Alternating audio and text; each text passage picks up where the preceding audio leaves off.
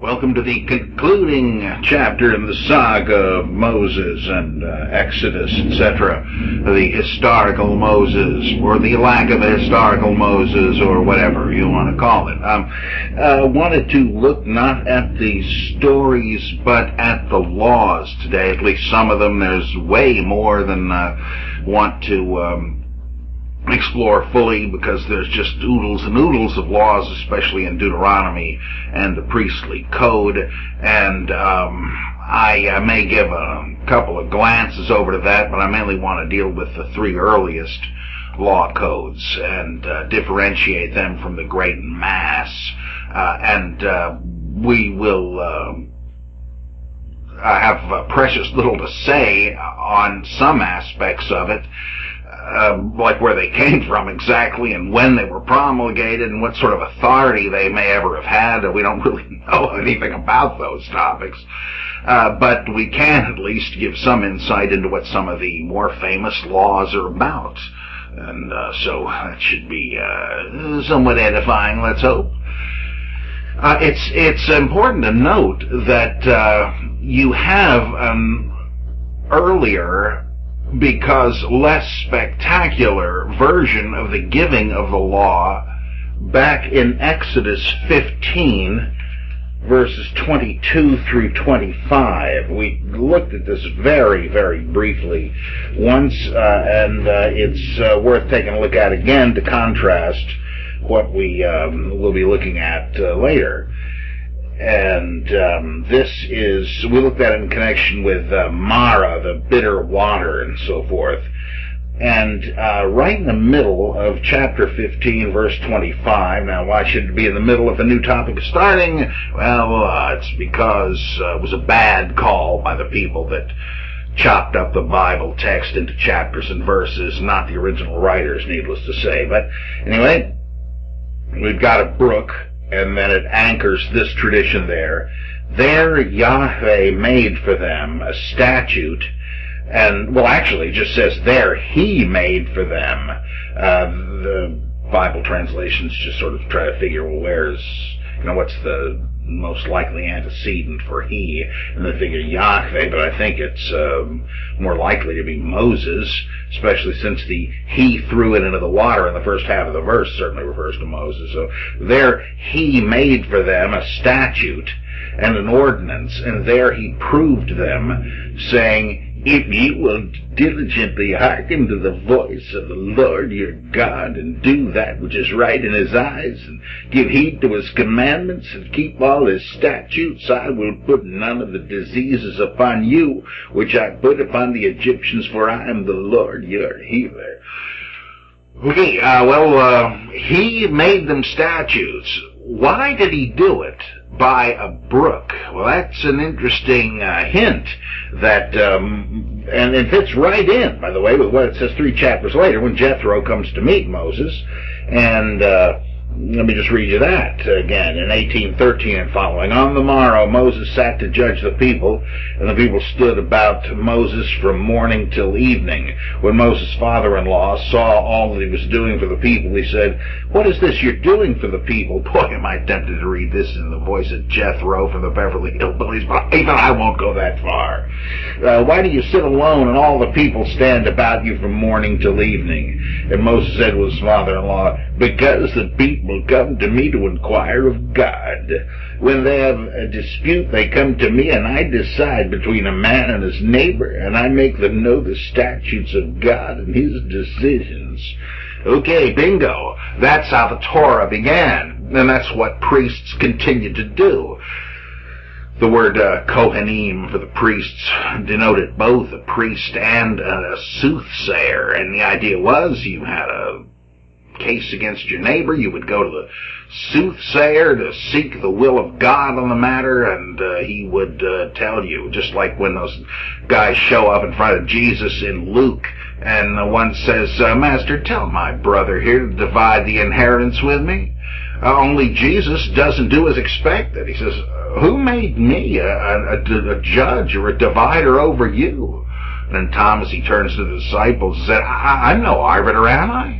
And, well, they thought he was, or that he would, because holy men commonly did that. They figured these guys are, thinking about poverty. They're not going to bribe, not going to be bribable. They have no interest in worldly affairs. They'll be fair, and they're in touch with the divinity. And so he can tell me.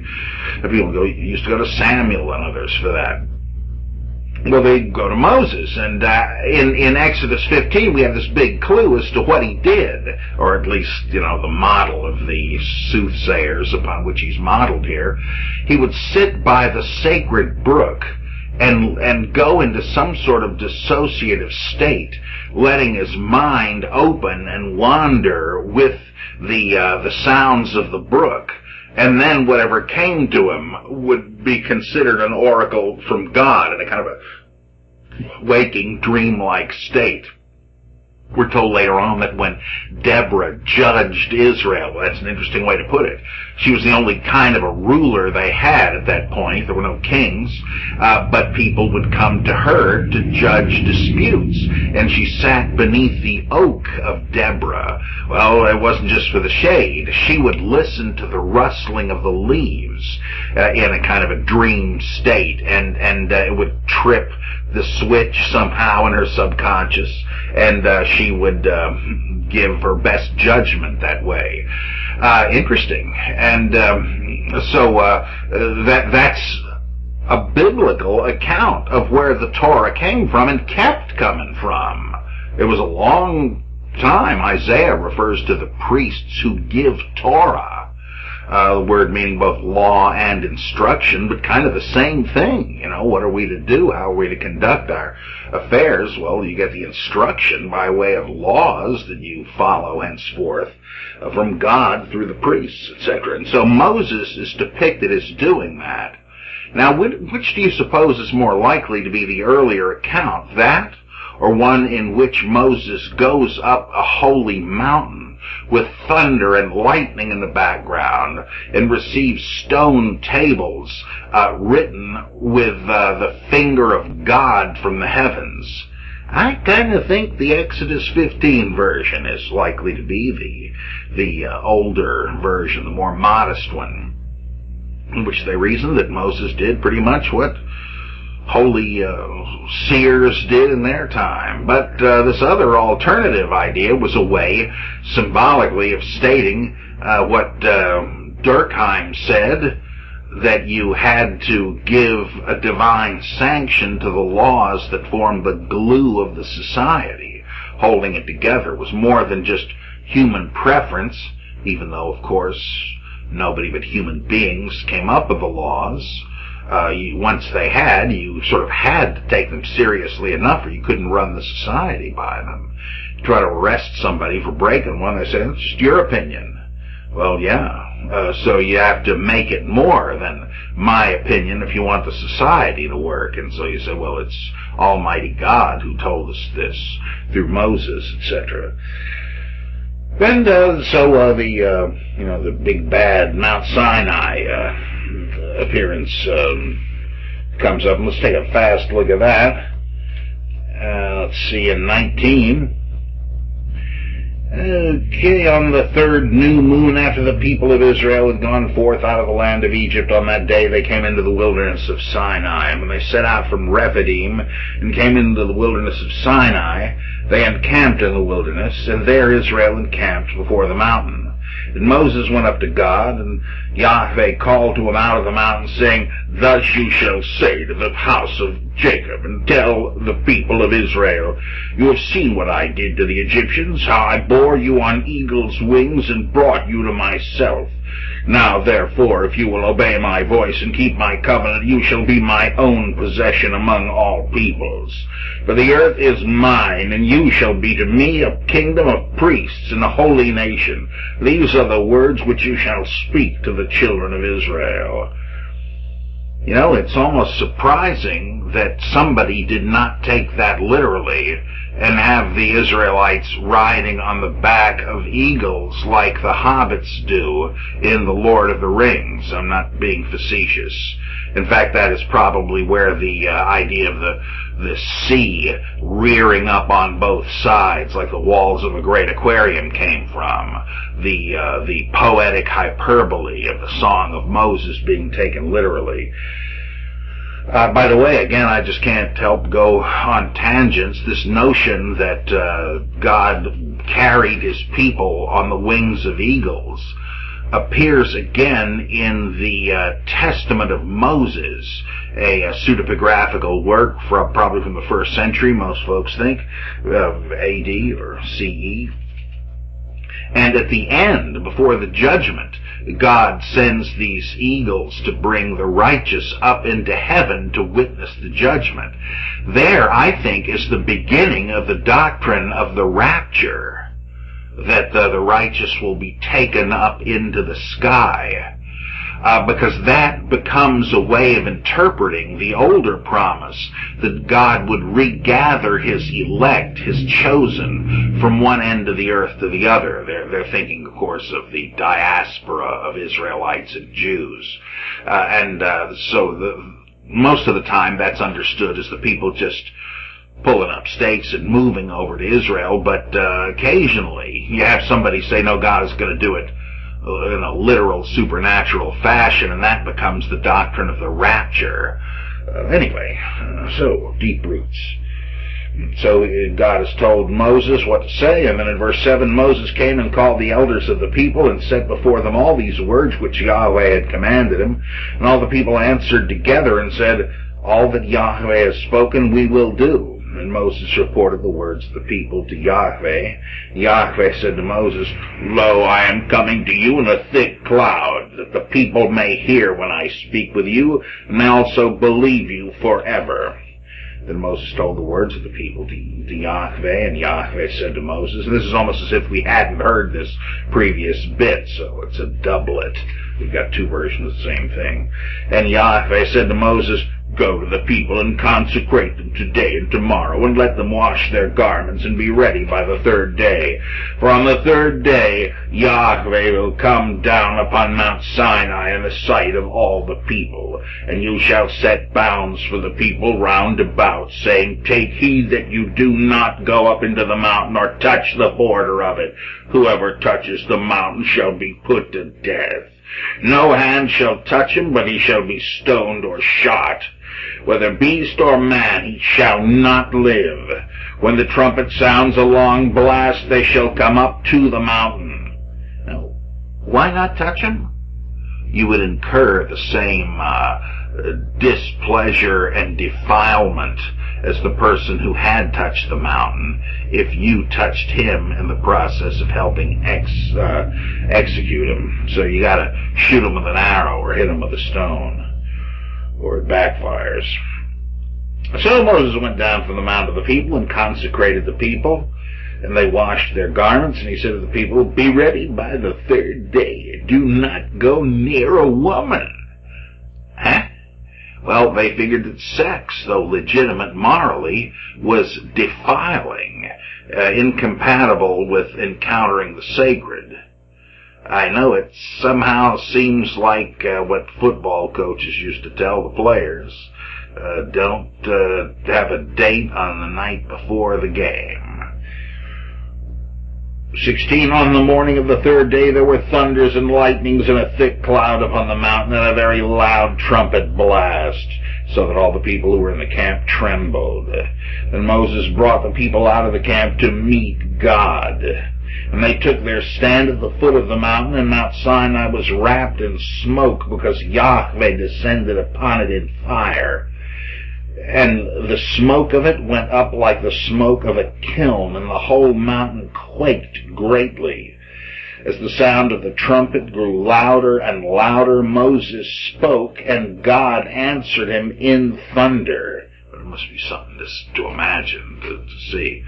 You notice how, again, the imagery of the second coming of Christ, the Lord Adonai, Kurios in the New Testament, seems to be a repetition of this.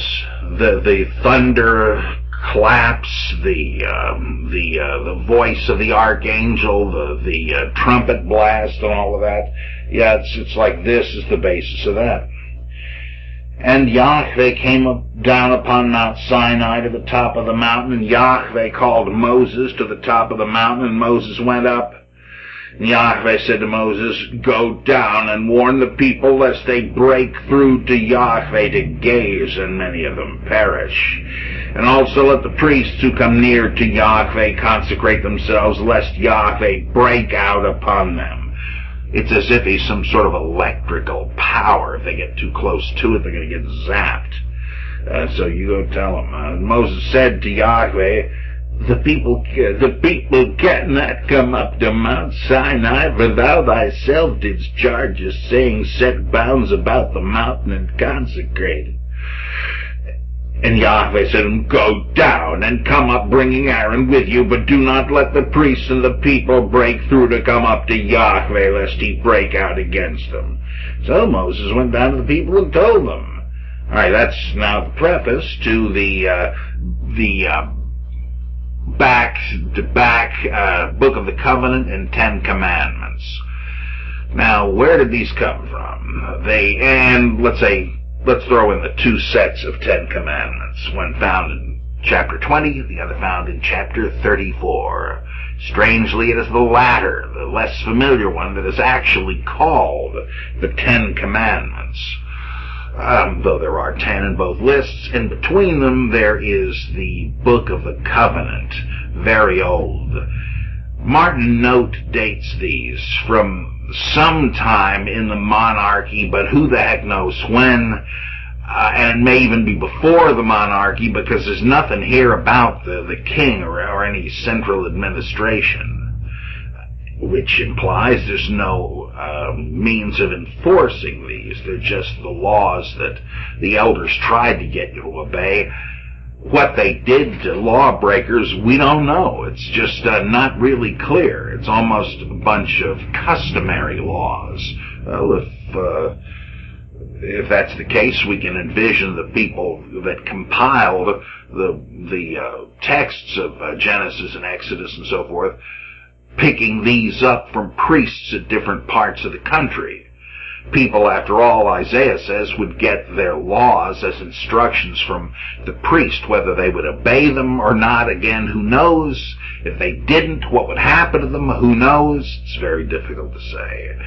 But at least these are the laws people wanted you to follow. So, how old they are relative to one another, even, we don't really know. So, make it what you will. Here's the most famous one in chapter 20.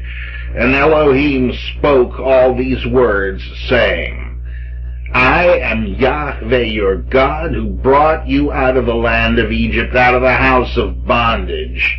You shall have no other gods before me, or beside me. Either one is good. Well, there's commandment number 1. And, what does this tell us about their belief in God?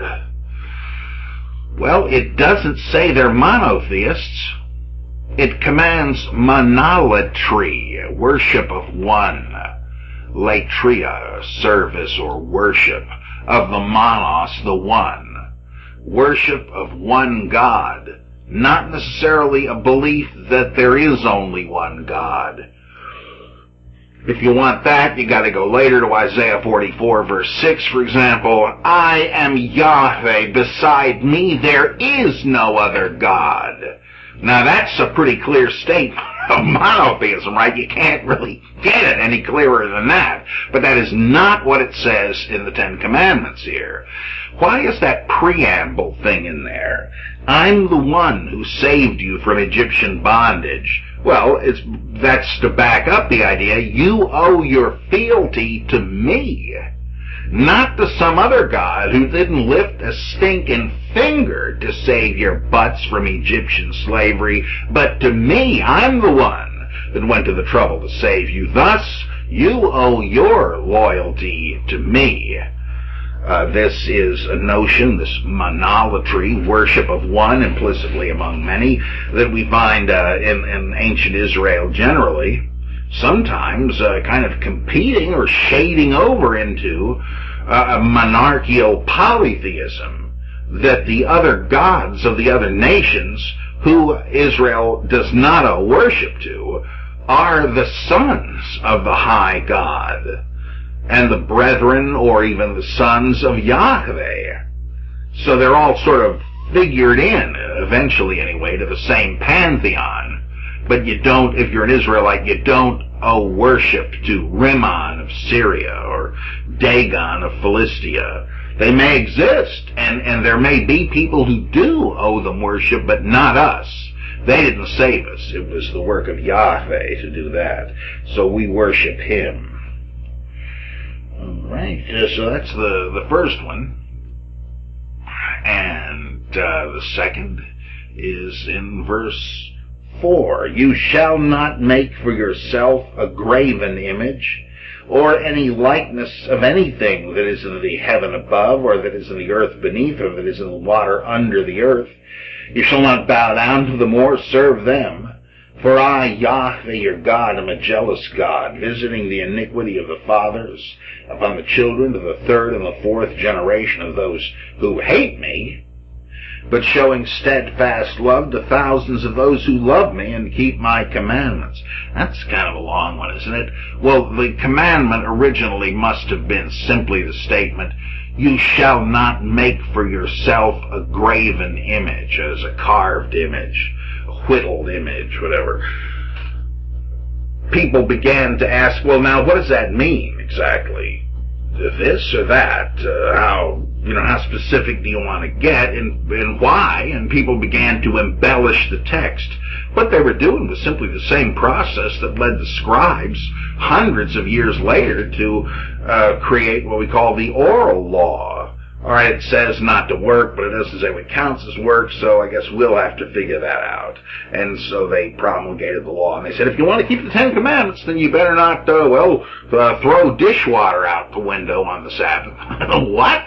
Well, you see, that's because if you threw the water out the kitchen window and it hit the ground and activated some sleeping seeds out there and caused them to germinate, why, not by intent, but in effect, you would have been farming on the Sabbath.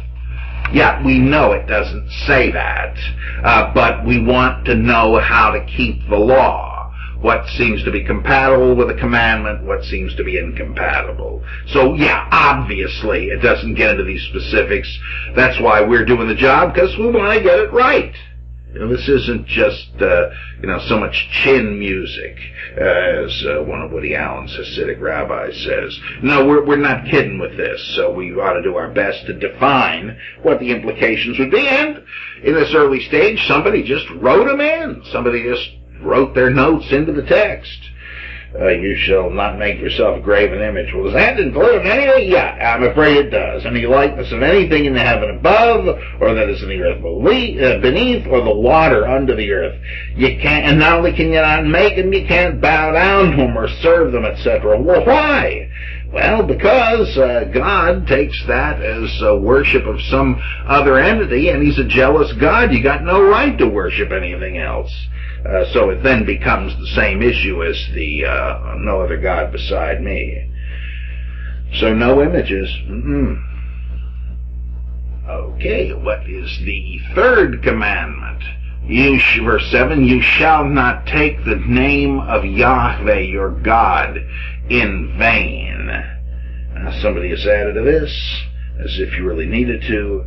For Yahweh will not hold him guiltless who takes his name in vain. That's interesting. It's kind of like the blasphemy against the Spirit in the Gospels. Oh, God could forgive everything else. In fact, He's planning to. He's more than willing to, but not this. You blaspheme against the divine Spirit.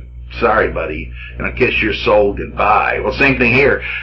This one, God is not going to forgive if you take His name in vain. Well, it would be handy to know what exactly, then, we ain't supposed to be doing. What is it? This had enormous consequences. Now, let me tell you what I think the original point was, based on hints in the Old Testament.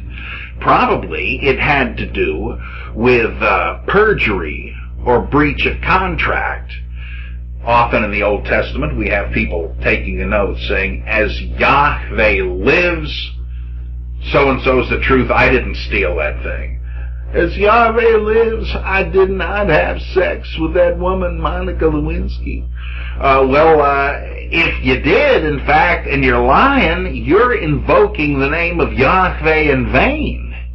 It would be all right to invoke Yahweh and to say, what I'm about to say is just as true as that Yahweh lives. If what you said was that true. But if you're lying, and of course Clinton doesn't really know how to do anything but lie. Somebody once said, well, that's a pretty good Bill Clinton imitation. And I said, well, it's easy to do a Clinton imitation. Just start lying. So you're not to take the name of Yahweh in vain when it is a guarantee of the truth of your statement, and you're lying. Similarly, an oath to do something. Hey, I ought to be able to finish the job for so-and-so shekels as Yahweh lives. But then you don't. I ought to be able to get the patio done by the date of your party, but you don't.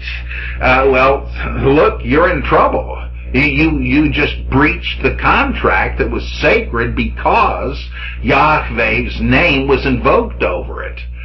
When Jacob has this uneasy parting with his shifty uncle Laban, he says, may Yahweh watch between you and me while we're gone so that nobody fails to keep up his end of his bargain. You're invoking Yahweh to bring this particular thing to his attention so that you don't get double-crossed. Mithras had a similar function in Iranian mythology. He was the watcher over pacts and oaths who would see to it that you damn well kept it or you suffered if you didn't. Well, that's what you were asking for if you took the name of Yahweh to guarantee an oath or a promise or a court testimony. So you're in big trouble. They're going to believe you. It'll work on the stand. But if you're lying, you've got hell to pay. It's another one of those Durkheimian things. Like, we may not be able to get you, but if we can get you to believe that God will get you, maybe you'll still behave. And so there's this. That's probably what it meant.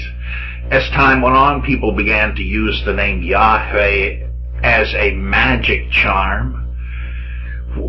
And people didn't like that, apparently. But let me tell you what this seems not to have meant. There's no reason to think it was trying to forbid you cursing somebody in the name of Yahweh. So you might not want to say what Reverend Jeremiah Wright did, God damn America! But it wouldn't be violating any biblical commandment if you did. For one thing, you're not even using the name in view here, but beyond that, it doesn't say you can't pronounce a curse. A curse, obviously, is the other side of the coin from pronouncing a blessing. Oh, may God prosper so-and-so. Well, you expect good things to happen.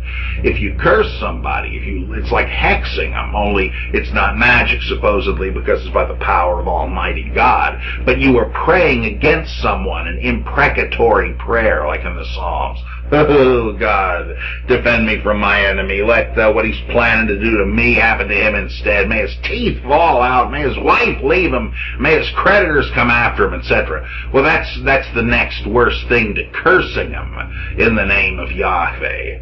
And which you can do, right? It doesn't say not to do that. It's your business. Now, in a New Testament context, you were told not to do that as a way of sort of going the second mile. But it's not as if you don't have the right to. Sort of like forgiving. You have every right to be bitter and not to forgive, but why don't you go the extra step that God is willing to do with you and exercise what Tillich called creative justice, to forgive and to mend and to heal? You don't have to, but it's not a bad idea. You'll be glad you did. But you're well within your rights to curse your enemy. It's no different really than asking God to take vengeance on them. Vengeance is mine, I will repay, says Yahweh. Well, you're just asking him to do it when you curse somebody in Yahweh's name. It doesn't say not to. That isn't the point. And again, are you even using his name if you quote Jeremiah right? It's interesting to see which TV channels will bleep it and which won't. I say, God damn America! Well, that's not what the commandment is even about, because it's using the name of Yahweh, your God. You would have to do what he would never do, and almost nobody would ever do anymore, and say, Jehovah damn America. Right? And people don't do that outside of Jehovah's Witnesses. And why don't they? Well, it's because of the rabbinic scribal horror of breaking this commandment. Oh boy, this is just my favorite example of building a hedge about the Torah, encompassing the commandments with extra commandments. So if you're keeping yourself busy enough trying to keep those, you're never even going to get within breaking distance of the written commandments. And how'd they do it? They said, hey, tell you what, let's be so reverent of the name of God, it's understandable, that we're never even going to say it at all.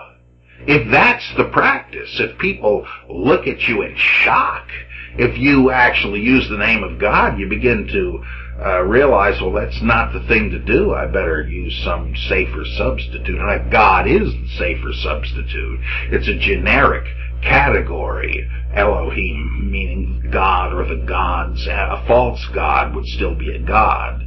No, the one true God is Yahweh, or the King of the Gods, or whatever, right? That's the holy name, Yahweh. So you're not to throw that around. You remember in Monty Python's Life of Brian of Nazareth, the guy's about to be, this guy Matthias, the son of Deuteronomy of Gas. What a mess, right? As if that could be a real Bible name. But they're about to stone him to death, and he said, but all I said was to my wife, this halibut is good enough for Jehovah. You said it again, blasphemy. You're only making it worse for yourself. Worse? How can I make it worse? Jehovah, Jehovah. And he dances from one foot to the other, and the stones start flying. You weren't supposed to do that. And then they said, from now on, nobody's going to say Jehovah or Yahweh except the high priest, and that's really what John Cleese is dressed like in that scene. I wish, oh boy, as a Python fan, a Bible fan, and a fanatical action figure collector, how I wish they would make a foot-high dressed figure doll of John Cleese as the high priest of Israel from that movie. I've got Brian of Nazareth himself on the shelf over there. Oh, if only they would put out this. Just for the sake of interest, I am getting one of these 5-inch Indiana Jones figures of René Belloc, the French archaeologist, dressed in the uniform of the high priest. Fascinating stuff. Put on a Bible shelf, of course, next to my little toy Ark of the Covenant. Well, I guess I shouldn't do that, actually, according to the Bible, because those are molten images, but what the hey, we're in a different dispensation. The use of the name, that's a prerogative only of the high priest, who would go into the Holy of Holies, the inner sanctum, once a year to offer the blood of the sacrifice on Yom Kippur, the Day of Atonement, and there he would pronounce Yahweh. But they knew good and well in an earlier day, people had just said Yahweh all over the place. They didn't think it was actually wrong to use the name of Yahweh at all. No, their thinking was, yes, it's an artificial imposition, but if we all agree to go by it, it'll result in a lot less breaking of the commandment. It's almost hiding the commandment, making a secret of the commandment. You don't even know you're not supposed to do it, and you can't really do it because nobody uses it anymore. It's like the Newspeak Dictionary in 1984 by George Orwell. If you don't even know what the name of God is because nobody ever says it, and in our case, few Bibles even transliterate it, right? Well, you're not in much danger of breaking it. You can't say Yahweh or Jehovah if you've never heard of it. And again, this is why most Bibles have Lord or God in all capitals when the original Hebrew text has Yahweh. They just defer to Orthodox Jewish sensibilities and use God or Lord, that is Elohim or Adonai, in place of what the prophets actually have, Yahweh, Jehovah. But that is at least what the commandment said, right? And just to make sure nobody broke it, that's why they wound up effectively hiding the name. We don't even know for sure how you're supposed to say it. It kind of vanished.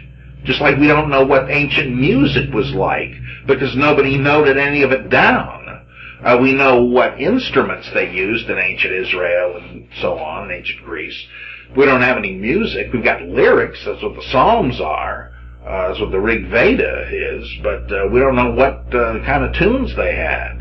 Usually in Bible movies, they just sort of copy medieval music, which does sound very old, and figure, well, maybe it was something like that. Who knows? Same thing here. We don't really know for sure how they would have said the name because they did such a good job on not saying it.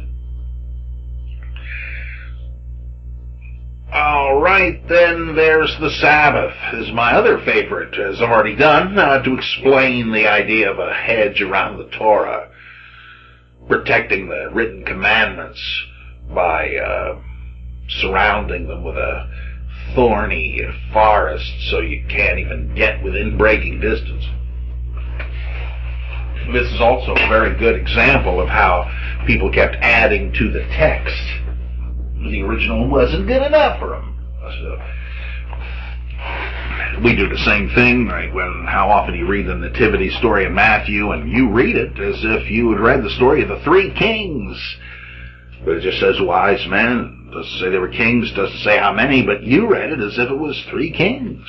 It's funny. It's funny how Josephus in the Antiquities of the Jews says, well, I'm going to tell you the story of our scriptures, our history, and I'm not going to add or subtract anything. It'll be perfectly accurate. Then you start reading and you say, what? Nimrod built the Tower of Babel? But what? Where does this come from? Etc., etc. Well, that's just how they were telling the stories in his day. All right, but let's actually read it. Sorry for the blather. 8. Remember the Sabbath day, literally the seventh day, to keep it holy. Now that was originally the commandment. The next two verses are a Deuteronomic addition.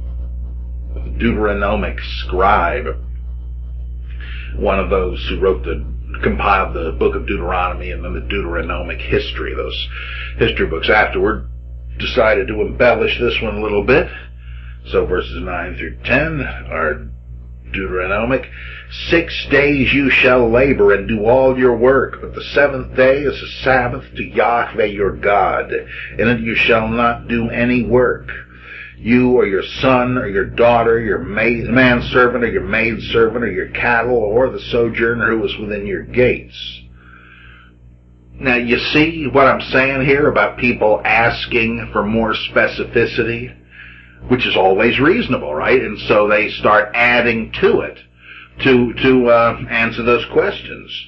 Well, all right, excuse me, Father, but all right, I'm not going to do the work. I'm the head of the house, but how about my kids? And then when they grow up, they'll be exempt. No, your son is not to do it. Well, all right, he's the man after me, but how about my daughter? No, not her. Well, how about our servants? They're on a lower tier. They can't really be held responsible. No, I'm afraid not. Your manservant. Well, how about the gals? They're not so important. No, your maidservant too. Well, can we at least have our cattle? doing their job and all that. No, animals need a break too. Deuteronomy goes into that in more detail. Well, can I hire a non-Jew who happens to be staying with me to do it? No. I mean, you can easily see how each of these things would have come up as a way of trying to open a loophole, and then they close it. I know what you're going to say, because people used to say it. They used to ask, but no, that's not a loophole either. And this is the agenda of the book of Deuteronomy. You are not to exploit your employees, your slaves, non-Jews who are staying with you or working for you, and not even your animals. After all, it's Deuteronomy that says, look, don't muzzle the ox as he's treading the grain. He deserves a mouthful of it. Very amazing, sort of almost anachronistic seeming concern for animals in there. So that's the Deuteronomic addition. But the priestly writer decided to add to it as well, and that you find in verse 11. For in 6 days Yahweh made heaven and earth, the sea and all that is in them, and rested the seventh day. Therefore Yahweh blessed the Sabbath day and hallowed it. That is, he made it holy so that we keep it and don't work on it. Well, that's the creation etiology, ceremonial story for the Sabbath. God took a day off after a hard week of creating the world. You don't need to. You better follow God's example. So we got Deuteronomic and priestly embellishments of that one. Very important, because during the exile there weren't too many Jewish laws you could keep outside of the Holy Land, but this one you could keep to maintain your Jewish identity. Let's go down to the 5th commandment in verse 12. Again, it's been embellished. Honor your father and your mother. Yeah, why should I? That your days may be long in the land which Yahweh your God gives you, which presumably means Canaan, but could just mean what you inherit from your father and mother. That you better be nice to them, and God will make sure you have a nice long life. What goes around comes around. You must honor your parents. And this is what comes up in Mark chapter 7, where Jesus admonishes the scribes who say, look at you guys. You say it's so important to keep the Torah, and look what you do with it. And the Torah says you have to honor your father and mother, which certainly must mean seeing to their needs, right, as they grow old, but not you. And you guys think you know better than the Torah. If some guy says, Mom, Dad, this money I've made that I could use to keep you in dog food during your retirement, I'm afraid I'm going to be holy and give it to the temple instead. It is henceforth korban, devoted. Afraid you can't use it. What are you doing? Look at this. You're not honoring your father and mother. You're taking the food out of their mouths so you can look like a big giver to God. And that's why Isaiah spoke so well of you creeps when he says, these people honors me with their lips, but in their heart, they don't give a damn. Actually, Jesus speaks for the scribal majority there. That comes up several times in the Mishnah. And the scribes, the rabbis, always go the same way Jesus is said to have gone. It's tough to find somebody who is so morally obtuse they would think it's all right to take the money you would have given to support your aged parents and give it to the treasury of the temple instead. Though there are people who do it. And I'm not going to will the money to you. I'm willing it to Reverend Swaggart's organization instead. That's great. But anyhow, honor your parents, which just presumably means obey them and take care of them when you're old enough to. We're going to find out there's a high price to pay if you don't in another law code. Is this family values? Well, yes, indeed it is. We don't live in a culture any longer where the elders among your relatives are given the place of authority. Well, of course, they could be senile. You don't want to have them make the decision, but at least they're due some sort of respect. And that's a healthy thing, because all of us are going to wind up there, right? If for no other reason. Okay, then I do say that a lot, don't I? Verse 13 bringeth us to the sixth commandment. You shall not kill. Well, here's where people just go crazy, saying, "Oh, well, yeah, we have to be pacifists then. The rest of the Bible is hypocritical with those holy wars." Nah, it's not. I've read a good study of this, which says you can't be absolutely sure, but the word used here in Hebrew for kill usually means to kill the innocent, to kill wantonly.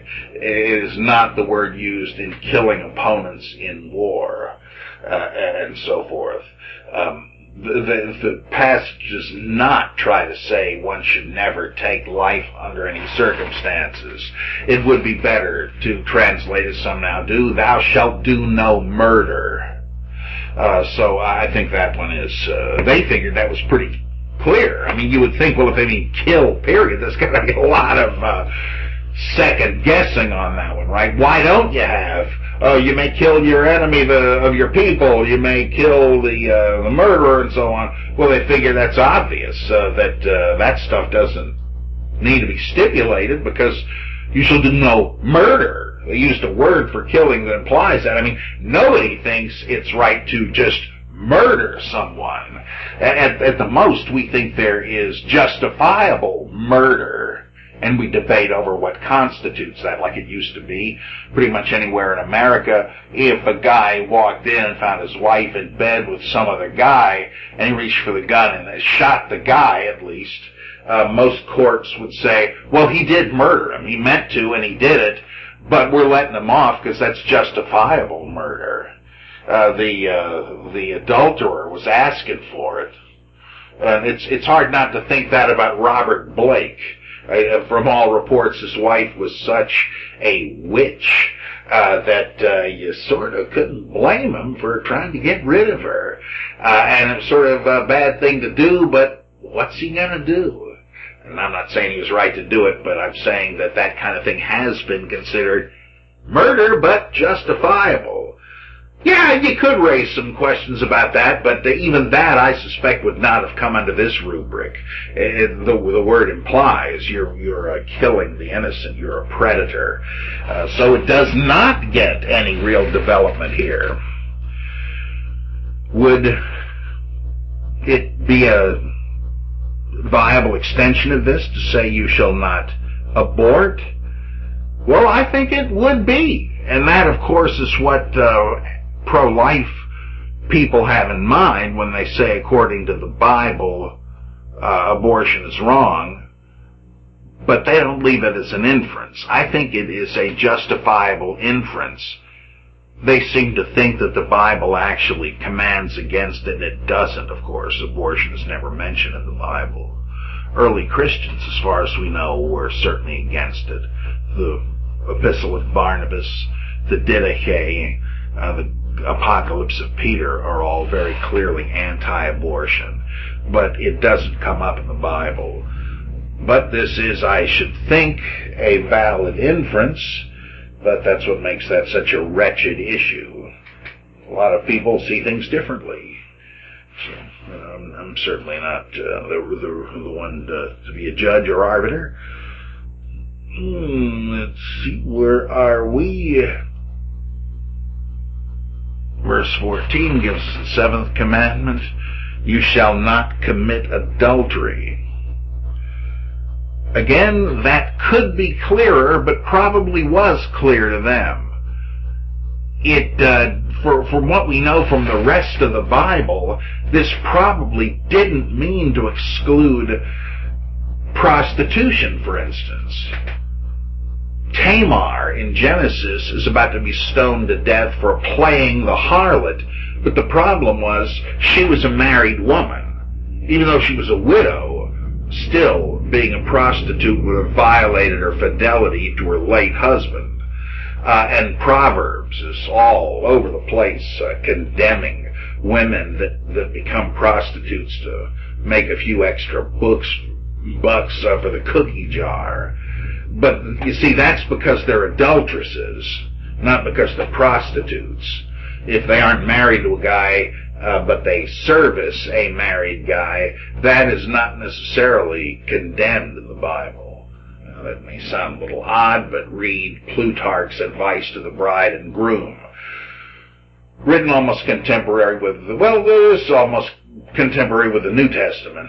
It says, women, don't be so upset if hubby sneaks off to the brothel, because he's probably doing things with the whores there that you wouldn't want him to do with you. I don't agree with this, but the thing to see is that upstanding folks in the ancient world, some of them didn't think there was anything wrong with prostitution. It does not seem to be condemned in the Bible, at least not in the Old Testament. It is in the New. And so that is probably not considered adultery, because the man is not stealing another man's wife away from him. Women could not divorce men yet. That was happening in the first century more and more in Palestinian Judaism, but it hadn't back here. Polygamy certainly would not have been considered to be adultery. You're actually married to these all these women, like Jacob was, the 2 wives. If you had concubines, which hover somewhere between being a second wife and a slave, that was all right too. That was a special case. That wasn't adultery against your wife or your original wife. We almost never hear about such an arrangement without hearing what a rotten idea it was. Think of Sarah and Hagar. That brings nothing but trouble. And we know from other anthropological information that women who are the first wives don't much care for having a second wife around. So you can kind of see the distaste for this that led to it ultimately being abolished, though it is important to note that polygamy had not been abolished in Judaism at the time of the New Testament, and the New Testament certainly doesn't address it. So I always think we'll chalk up one for the Mormons. They're just being biblical, hallelujah. Not that I would want to do this, but sure can't beach over that with the Bible if you do. Thou shalt not steal. Commandment number 8 in verse 15. Short and sweet. I guess, what could it bring up that you wouldn't think of? What about if your children are starving and the only way you can feed them is to steal? I don't know. That's a toughie. Don't know what they'd have said about that. But I guess they figured it's better to have a rule that you might have to break than not to have a rule and have nothing but breakage, that is chaos. But they don't deal with possible exceptions. The 9th commandment in verse 16, you shall not bear false witness against your neighbor. What would that be? Slander, libel, gossip, and specifically incriminating perjury. Here we have another swipe at the perjury thing. Before, I believe it was implied you're not to commit perjury and therefore defame the name of God by misusing it, taking an oath that you're betraying. But here it's dealing with the other angle of perjury if you're aiming it at somebody. I didn't steal your lawnmower, but Price over there did. Hey, look, I don't even know how to mow a lawn. Don't look at me. But you'll say I did it so you can get away with it. No, you can't bear false witness against your neighbor. The 10th commandment in 17, you shall not covet anything that is your neighbor's. Well, come on, not even, etc. That's why we have so many examples given. Somebody said, well, surely you don't mean to include this. Oh, yes, we do. So how does it read now? With the embellishments, you shall not covet your neighbor's house. You shall not covet your neighbor's wife or his manservant, or, well, how about his maidservant? No, that either. Or his ox, his ass, or anything that is your neighbor's. Presumably, originally, it just said You shall not covet anything that belongs to your neighbor. You see, these have to have been very short because of the narrative description. I mean, having in mind what was going to be on these commandments when the guy told the story. He's got Moses bringing down 2 stone tables that he has to be able to carry. You can't have him like Superman carrying huge stone walls full of inscriptions. They have to be short and sweet. So he certainly was thinking of individual, concise sentences. As Hubert Humphrey once said, "My fellow Americans, I shall be brief, also terse, succinct, and economical of both word and phrase, and sentence and paragraph. Yes, I shall be brief." Well, that's what the writer here did, but the scribes wouldn't let him get away with it. They kept adding stuff, but nothing in comparison to what they did with the second list of 10 commandments. Now, why are there 2 lists of 10 commandments? I mentioned this before. Let me just remind you. People were just thinking, well, what are the top 10? What are the most important 10? Ladies and gentlemen, the top 10 commandments. That's the idea. And why 10? Well, because you had 10 fingers, and this way you could keep 10 of them straight. It says in one of the Psalms, "Who will be worthy to go up to the holy hill of Yahweh?" That is the great temple on Mount Zion. Well, the one who does this and is like that. He swears to his own hurt and does not change. This and that and the other thing.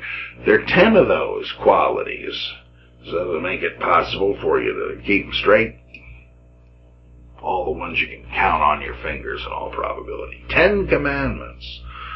But there were certainly some other commandments. Since we don't really know the relative dates of these things anyhow, I'd like to jump over to the other set of 10 commandments.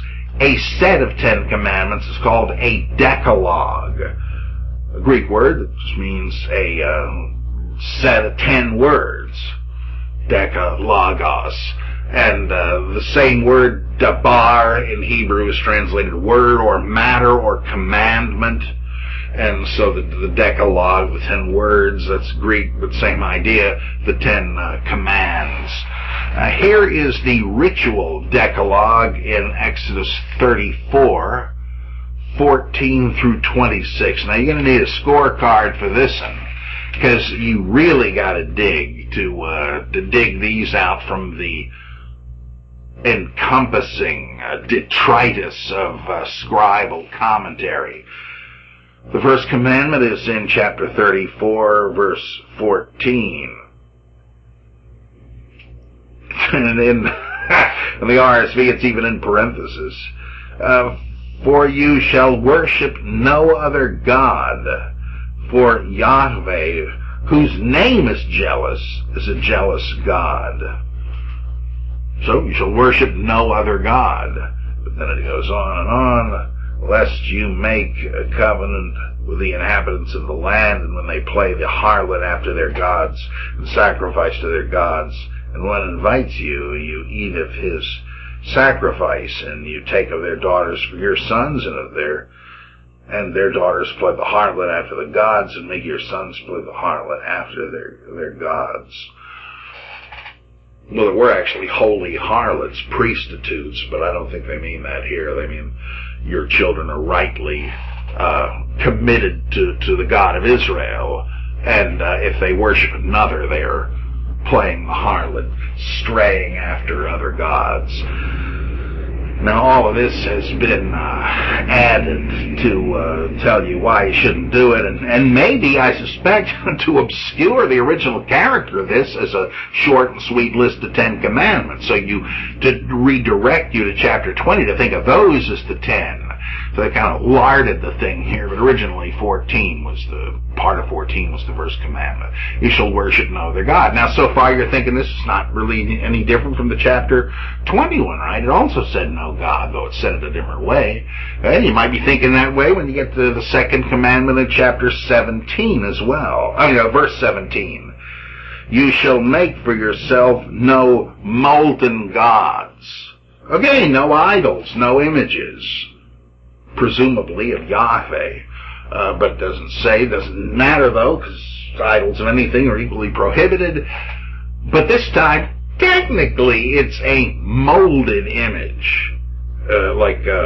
You make the mold and pour the hot lead into it or whatever. Not a chipped or graven or carven image. It doesn't matter a whole lot. No image worshiping. Yeah, that's pretty similar too. Why are there two lists? Well, you see that in the very next verse, the third commandment, you shall keep the feast of unleavened bread. Yes, one of the 10 commandments. Seems a little strange, but there it is. The RSV has the feast of unleavened bread you shall keep. 7 days you shall eat unleavened bread, as I commanded you at the time appointed in the month Abib, for in the month of Abib you came out from Egypt. Okay. So, little explanation of how the Feast of Unleavened Bread, an agricultural feast, is now linked to the Exodus from Egypt, a reinterpretation of it. Originally, though, they didn't say why to do it, you just did it. Because all these things presume an agricultural existence on the part of Israel, not yet mercantile, no longer nomadic. Here's one that comes from the time of the nomads, or still the people who still live that way, flocks and herds in the desert and such. The 4th commandment in verse 19, all that opens the womb is mine. Sacrifice him, in other words. Every firstborn of every female animal of yours is to be sacrificed, not raised, but the 8th day you'd sacrifice it as a kind of a token of thanksgiving and faith, saying, God, thank you for the fertility of my livestock. Keep them coming. And I know you will after this token of my gratitude. If I'm too stingy to sacrifice this little creature for you, that just means you're not going to reward my faith by giving me more, since I don't happen to have any faith. So I'm willing to trade you this first one. You get the best for continued success and fertility. And that one gets elaborated as well. All that opens the womb is mine. Let's see, which one did we read? 19, yeah. All right. All your male cattle, the firstlings of cow and sheep, the firstlings of an ass, you shall redeem with a lamb, or if you will not redeem it, you shall break its neck.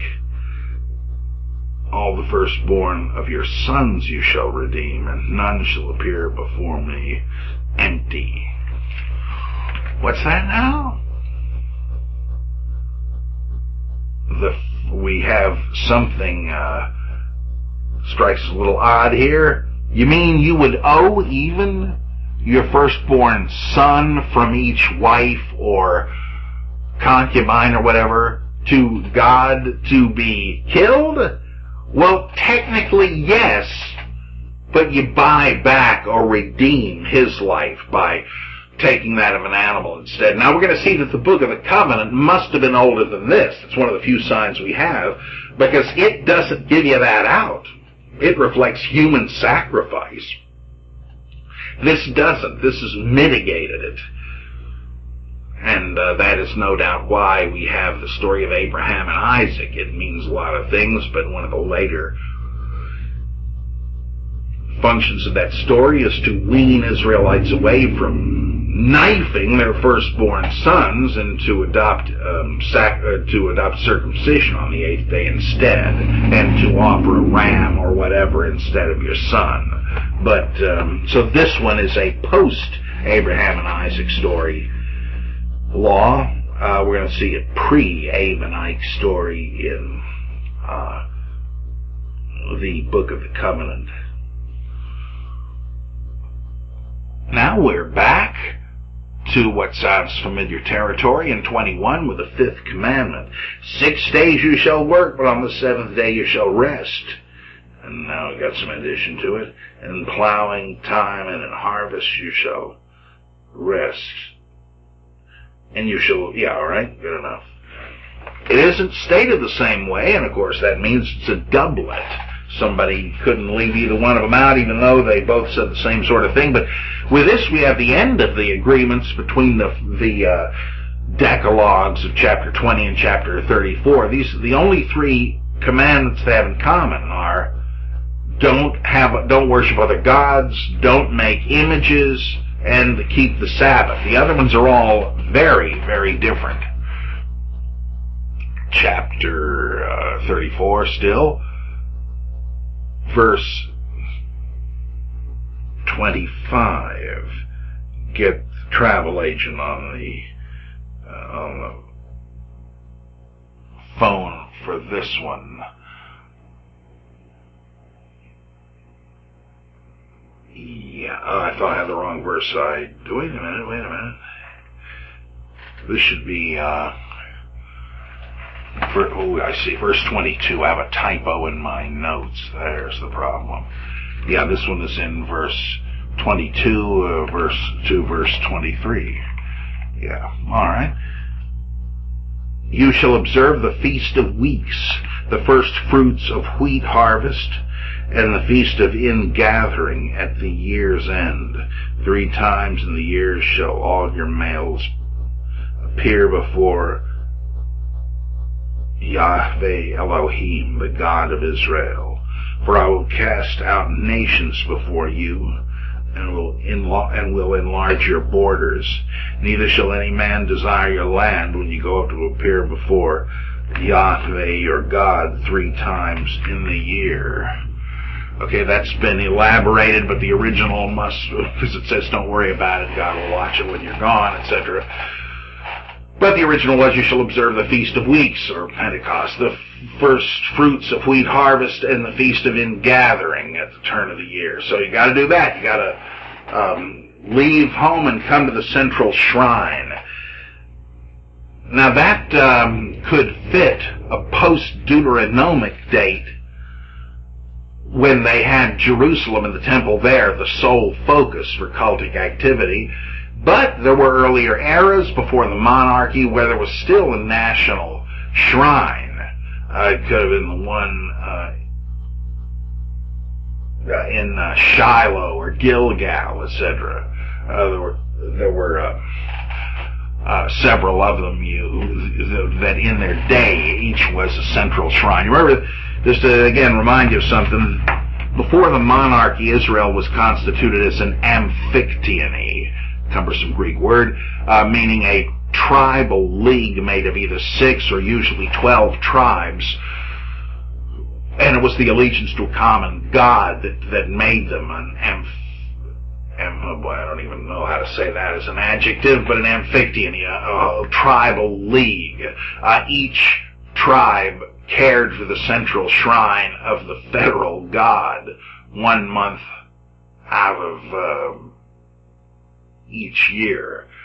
And so you're to get to wherever it is and do your thing.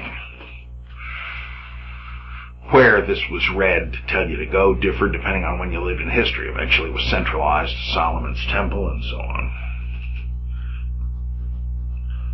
In fact, it might originally have said that the location could have been omitted so that you could fill in the bill as where you wanted to go.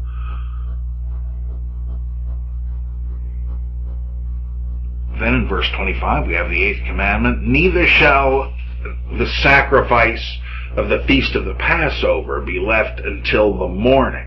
What? What? This is important? Well, yes it was to somebody. It doesn't tell you what the sacrifice is. It's the lamb, of course. Or why you're offering it. It doesn't say that. It just says, let's not leave any of it as leftovers. How come? Well, originally, the god in whose honor this holiday was celebrated was Sin, the moon god, and you would tell the god the story of Jesus, and Well, I'm getting ahead of myself. You would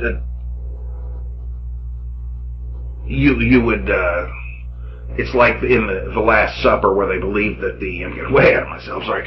In the early church, they believed the Last Supper and reinterpretation of Passover was having fellowship with the risen Lord, and it anticipated his coming back. Well, that's rooted in very ancient conceptuality on display here, that you were eating the sacrifice to the God in his honor. He was invisibly participating, and because it was done in the name of the moon god, these people being originally nomadic shepherds and worshiping the moon god, which watched them as a great beneficent eye in the night sky when it was cool, not like the blazing heat of the sun in the day. The moon, the god, was the guest of honor, and you had to devour the food quickly before the moon went down. You didn't want to keep eating after he wasn't there anymore. Those was bad manners of worship. Well, they didn't. It's like ritual precedes myth and hangs on even when the myth is worn away. Here's a case of that. There's no reason given or probably even known for this at the time, but it comes from the time when this was a ritual, a shepherd's ritual for the moon god. And later on it takes on a Exodus connection and the story of Jesus and so on down the line. So the ritual persists in one way or another, but the myth changes.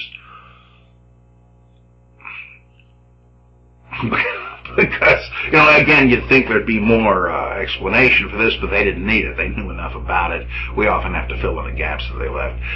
Verse 26 has the 9th commandment. Let's see. The first of the first fruits of your ground you shall bring to the house of Yahweh your God. Where, again, doesn't tell you where that is, wherever it happens to be at the time. It's like the firstlings of the flock, but it's an agricultural version instead. You give the first to turn ripe to God as a token of gratitude, saying, I hope there's more where that came from, and sure enough, God will bless you if you do this, and there will be loads more. Then finally, the 10th commandment, also in verse 26, you shall not boil a kid in its mother's milk. Or if you want to translate it differently, see the baby goat in goat's milk.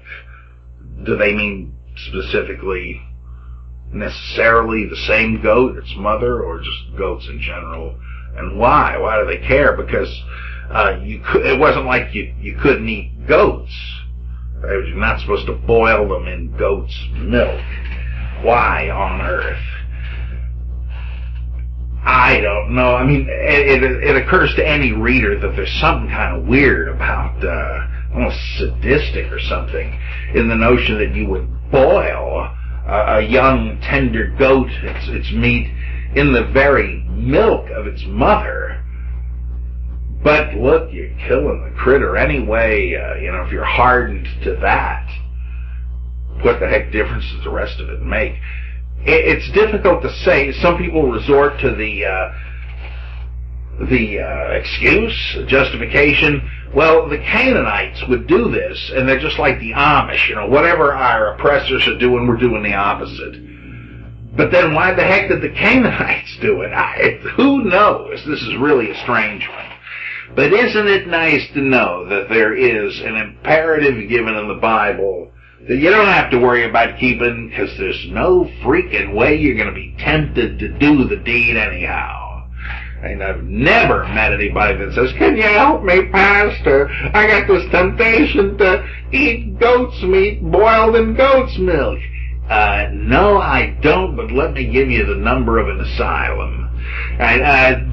But I guess that just measures the distance between our culture and theirs, right? So very odd. But to them, that was so important that it ought to be in the top 10 commandments. It seems to me you could do a facetious thing on this and come up with some commandments equally strange and come up with a list of 10 seemingly grossly irrelevant commandments in a Monty Python spirit, but this almost sounds like somebody was doing that, trying to. So, and this is the list that is actually called the 10 Commandments. It's funny, though. Yeah, right after this, and in Exodus 34, verse 27, and Yahweh said to Moses, write these words. In accordance with these words, I have made a covenant with you and with Israel. And he was there with Yahweh 40 days and 40 nights. He neither ate bread nor drank water, and he wrote upon the tables the words of the covenant, the 10 Commandments. These are the 10? Oh, yeah, but I guess we have some right to call the other 10 the 10 Commandments, because the redactor here that put both of them in kind of winks to us and says what happened to the first one? Moses got mad and smashed him. And God says, all right, come back up. We'll make another copy, only you're going to have to write him this time. Moses chips him into the wood instead of the stone instead of Yahweh doing it as he did the first time. But maybe he just hoped you wouldn't notice that they're 7 different commandments. And I give some credence to the Mel Brooks History of the World anecdote when he's got what's his name? Aaron making the golden calf and confusing him with Jeroboam, who did it originally. And Moses sees this and gets so upset he smashes him. They do a little redacting in the definitive version of the story in the movie, The 10 Commandments. Moses sees all this sinning going on when he gets back and says, you're unworthy of these laws, and smashes them. Boy, you know, if you pulled a stunt like that without punishment, you wonder how it was, since, according to the Bible and DeMille, Moses was prevented from going into the Promised Land with him, allegedly because he had spoken to the rock instead of striking it, which seems pretty piggy. You'd think this would be, hey, who told you to smash these commandments? As the second group isn't nearly as good as the first one. What the heck? All right, what about the third law code? Not a top 10, right? My attempt here to be more comprehensive. This one is stuck right after the first set of 10 commandments, but did not form an original continuation of it. This is all the work of redactors that gives us the Bible we've got. So this would this is sometimes, by the way, called I'm sorry, did I tell you this? I don't think I did. That the Exodus 20 list is sometimes called the moral decalogue, while the Exodus 34 list is sometimes called the ritual decalogue. Not completely comprehensive on either score, but not a bad way to keep it straight. Certainly there's a lot more about holy days and the like in the Exodus 34 list, so it makes some sense. And though I guess I prefer just to say the Exodus 20 versus Exodus 34 list. But who cares, right? And I'm not giving you a grade on this, so call it whatever you want. Call one of them the Steve Decalogue and the other one the Herman Decalogue if you want. Doesn't matter to me. Okay, I think we need a change of voice here now that we're getting into a different sort of law. And this is something Martin Note pointed out. The Decalogues, and some of what we're about to read, and some of the priestly code, etc., are brief, direct commandments with no exceptions or elaborations, and Note calls them apodictic in character. They're just commands. You shall do this. You shall not do this. It is unclean. Just pronouncements out of an oracle of God. Very different from civil, secular laws like tort law. If this happens, then this is what you're going to have to do. Kind of civil law such as all societies have to have. But not something somebody thought had to come from the mouth of God. Because really, come on, like, if you're trying to decide what is kosher and non-kosher food, how are you going to determine that in any rational way? That's inappropriate. It's like the will of the God is that this be eaten and this not. Well, today people try to rationalize that by saying, well, they knew about trichinosis. Yeah, like hell they did. It's just every culture has these things. We don't know where they came from, but they didn't either, so they just said, God has said, you shall not eat this, it's unclean. But with these other things, you don't really need God. I mean, as an afterthought, as Durkheim said, you would attribute them to God to say, you damn well better keep them. But in terms of where they actually came from, they're ad hoc rules for a society to get along all right. And we're going to be dealing with a bunch of those here in the Book of the Covenant. And I figure, well, do we really need the thundering voice we've used for God until now? And I don't want to do Charlton Heston because we've got God depicted. So I figured, who would be a good, formidable God who would specialize in the law? And I'm thinking to myself, well, who better than Professor Kingsfield on the paper chase, John Houseman? So let's see how that works as we do the Book of the Covenant. All right. You will notice that some of the laws are paralleled to laws in the two decalogues we've read. And again, what does that tell you? That they're all independent. Right? As if people made selections of laws, some of them happen to seize on the same ones. But they don't directly evolve one from another. They're just simply different selections. And the people stood far off. Where are we here? I'm sorry, starting a little too late. I mean to start with Exodus 20, verse 18. This is after the coveting law. Okay. Now when all the people perceived the thunderings and the lightnings and the sound of the trumpet and the mountain smoking, the people were afraid and trembled, and they stood afar off, and said to Moses, you speak to God, and we will hear, but let not God speak to us, lest we die. And Moses said to the people, do not fear, for God has come to prove you, that the fear of him may be before your eyes, that you may not sin. And the people stood afar off, while Moses drew near to the thick darkness where God was. I like this nightmarish quality. And Yahweh said to Moses, thus you shall say to the people of Israel, you have seen for yourselves that I have talked with you from heaven. You shall not make gods of silver to be with me, nor shall you make for yourselves gods of gold. An altar of earth you shall make for me, and sacrifice on it your burnt offerings and your peace offerings, your sheep and your oxen. In every place where I cause my name to be remembered, I will come to you and bless you. And if you make me an altar of stone, you shall not build it of hewn stones, for then if you wield your tool upon it, you profane it.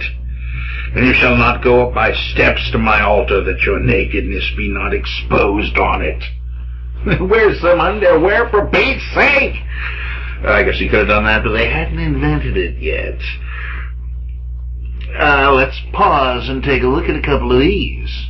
There's some interesting stuff here. You might not think, but I would suggest that it's true. For one thing, you have the no idols, no images thing. Again, it's stated a different way, though. Gods of silver, gods of gold. That's at Smith Barney. So that's repeated. What about the stuff in verse 24? An altar of earth you shall make for me and sacrifice it. In every place I cause my name to be remembered.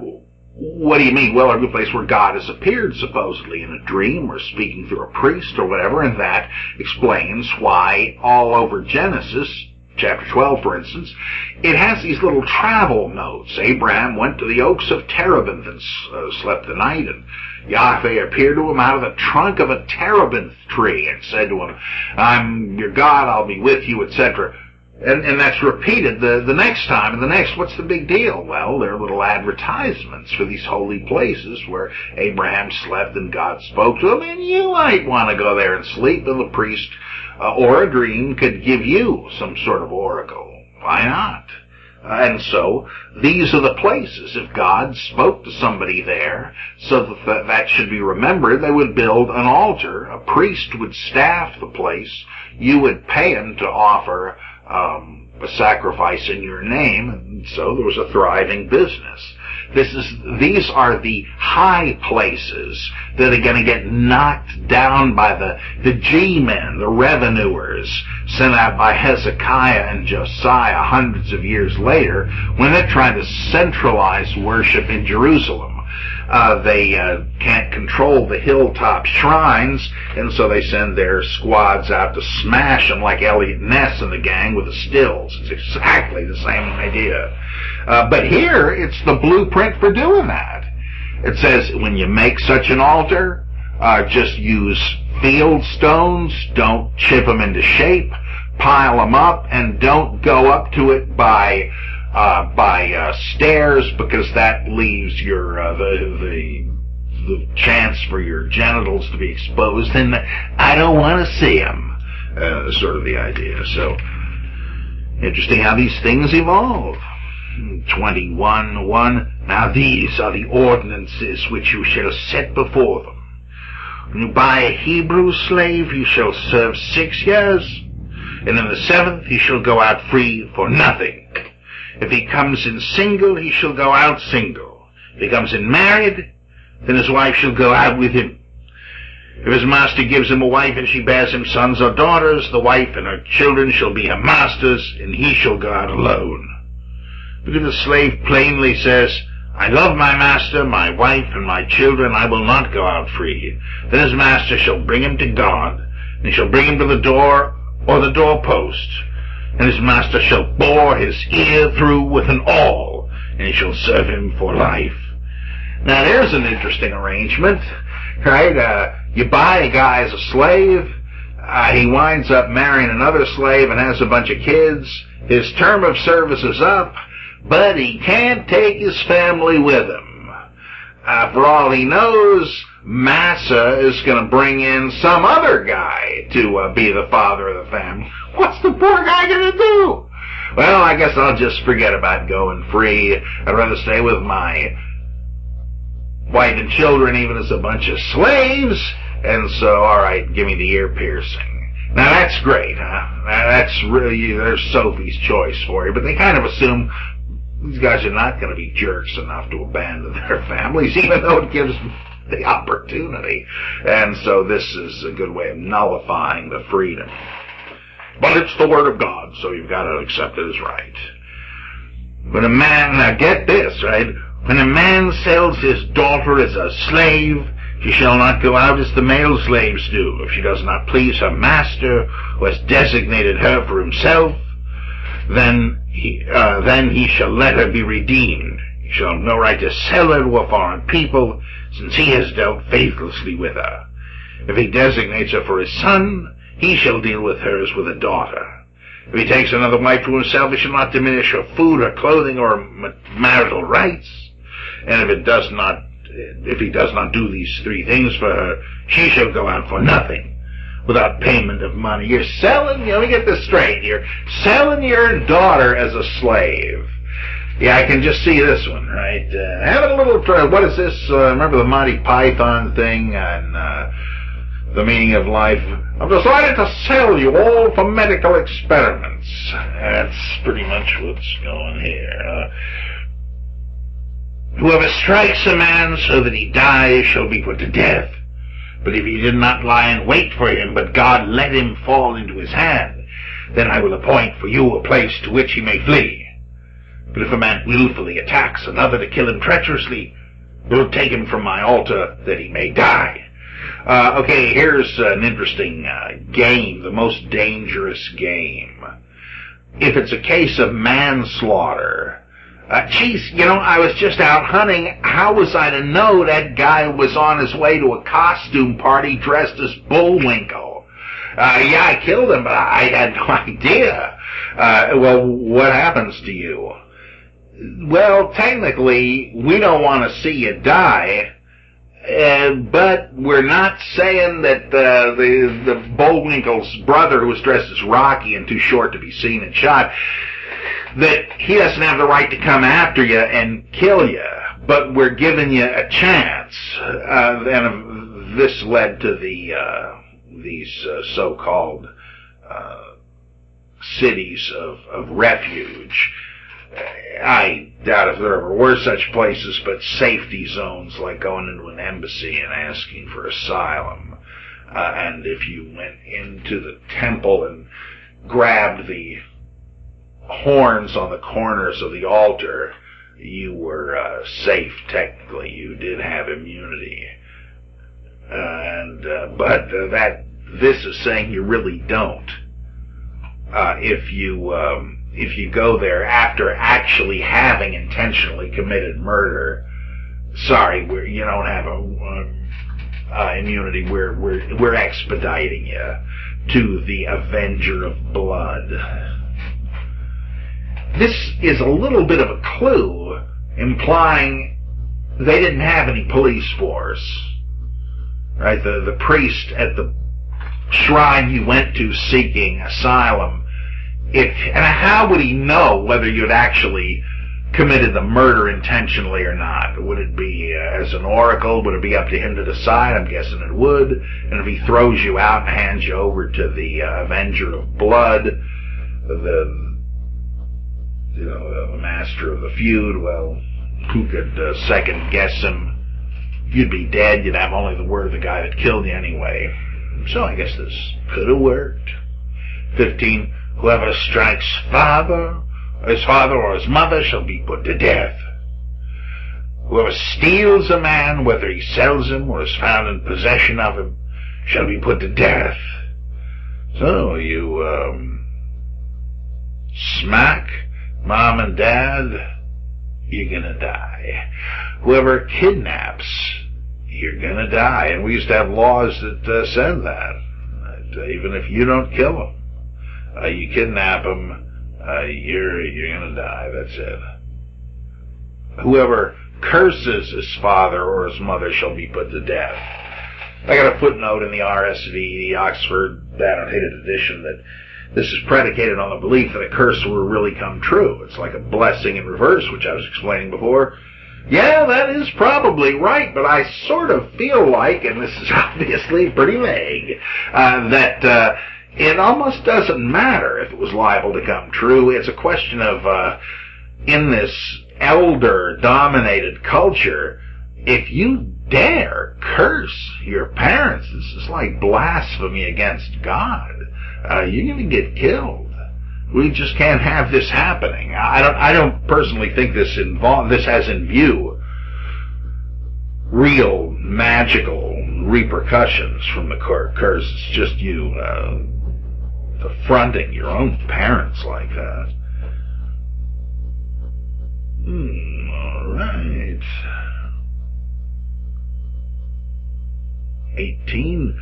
When men quarrel, one strikes the other with a stone or with his fist, and the man does not die but keeps his bed. Then if the man rises again and walks abroad with his staff, he that struck him shall be clear. Only he shall pay for the loss of his time, and shall have him thoroughly healed.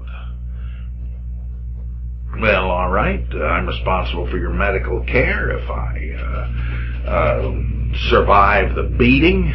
And that sounds pretty good. Restitution rather than reprisal. Maybe we could take a page from that.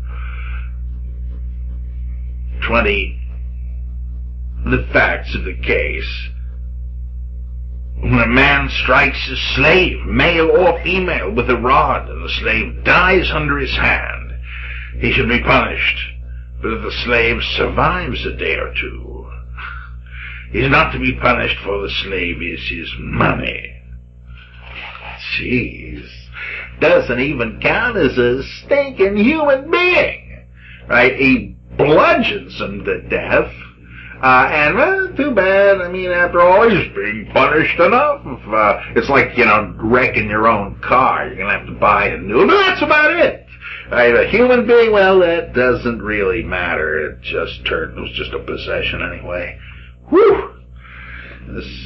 This is the kind of thing that makes me really question the sanity of people that say the Bible ought to be the law of the land. The Christian Reconstructionist people, the Dominionists. Have you ever read the Bible? I mean, do you really want this to go on? Do you want slavery to happen? I don't know. I mean, I've read books by these guys, Gary North and Rousas, Rushdoony, and people like that. I don't remember them even getting into stuff like this. I mean, they will explain why they would defend stoning adulterers to death and kids who sass their parents and people who promote other religions, but I don't remember stuff like this even coming up. But it sure would if you had a biblical government. Here is the closest the Bible ever comes to dealing with abortion, and it ain't that close. When men strive together, hurt a woman with child so that there's a miscarriage, and yet no harm follows to the woman, the one who hurt her shall be fined, according as the woman's husband shall lay upon him, and he shall pay as the judges determine. If any harm follows, then you shall give life for life, eye for eye, tooth for tooth, hand for hand, foot for foot, and burn for burn, wound for wound, stripe for stripe. Here's the lex talionis, the law of the retaliation. Right? Now, you might think this is a dodge to make the Bible look good, but it seems to be true. As cold-blooded as this sounds, this is actually a limitation of revenge-taking. How do we know that?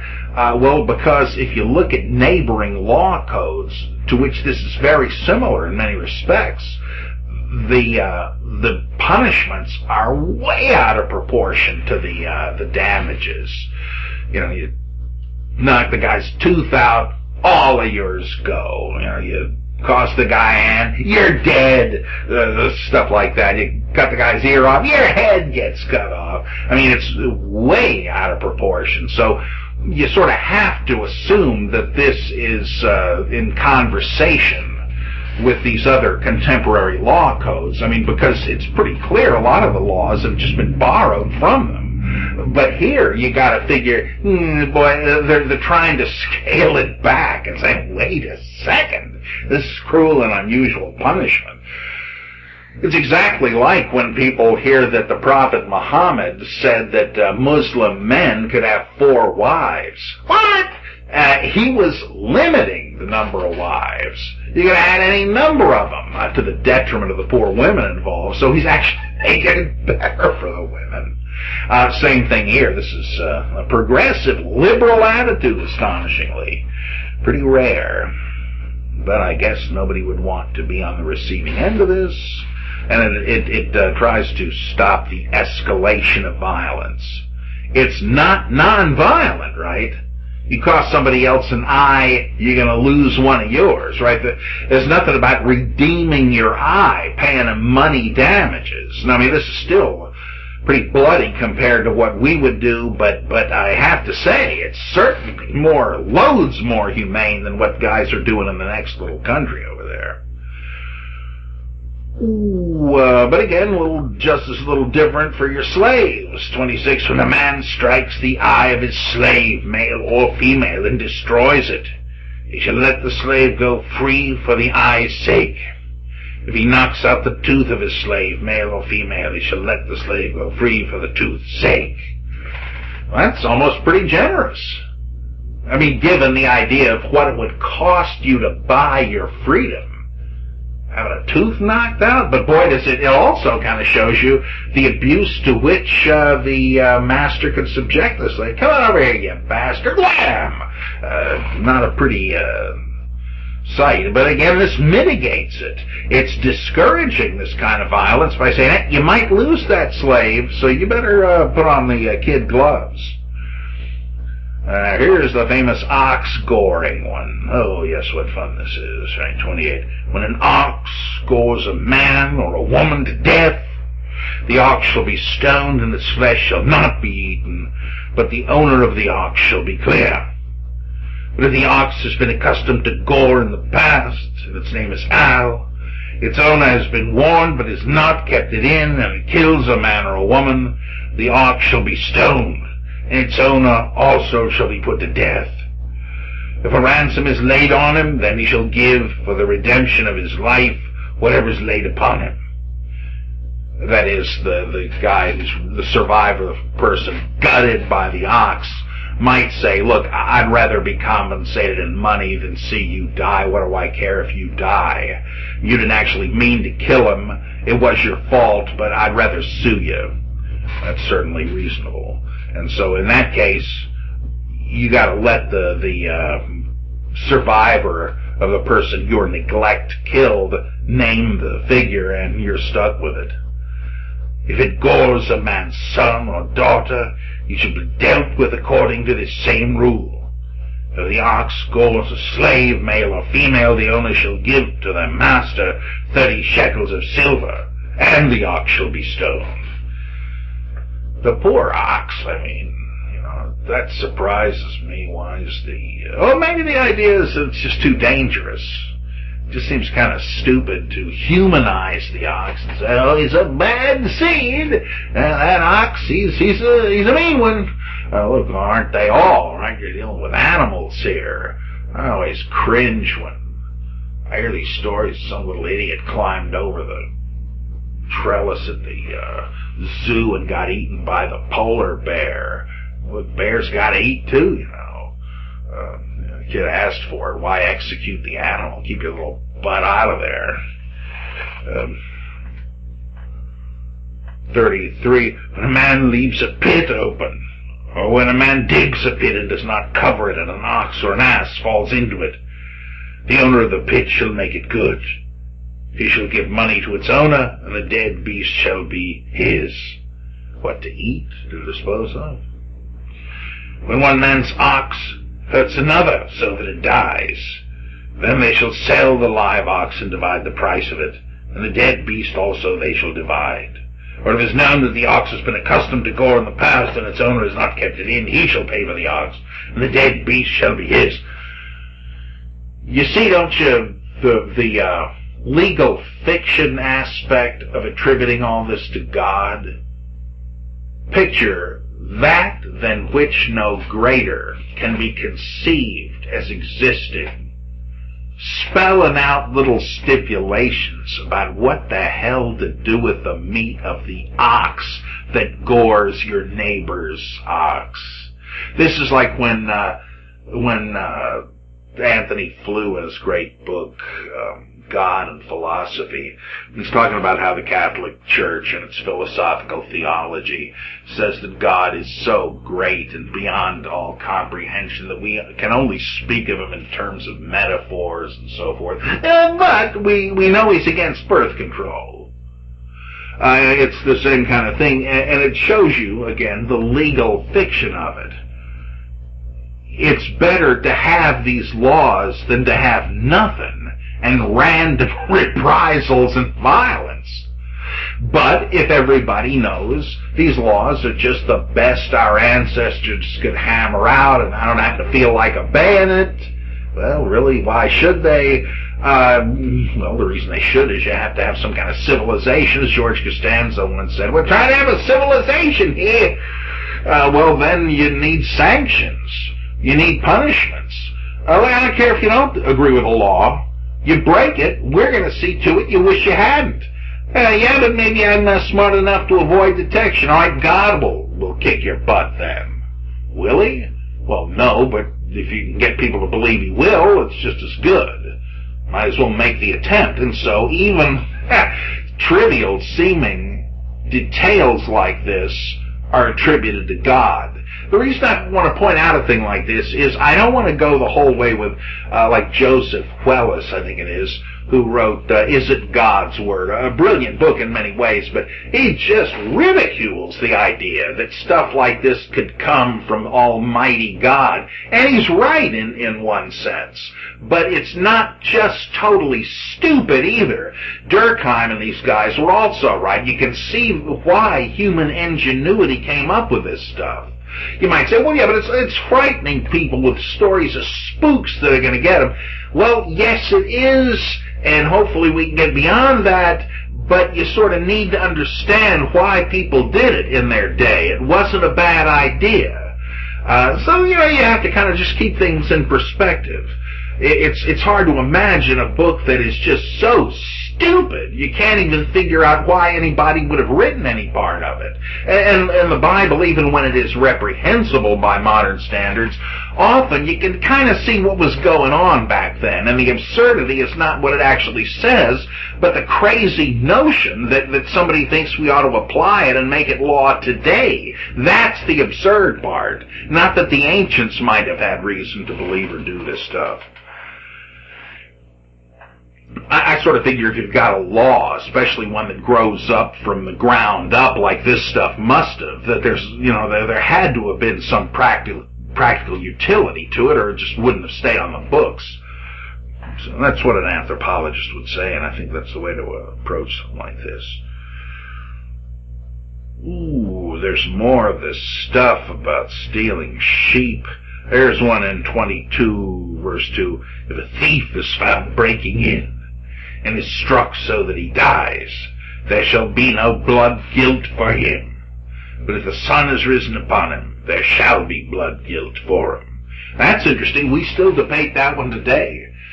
Somebody comes into your house, they're a burglar, it's at night, you got a gun, what are you going to do?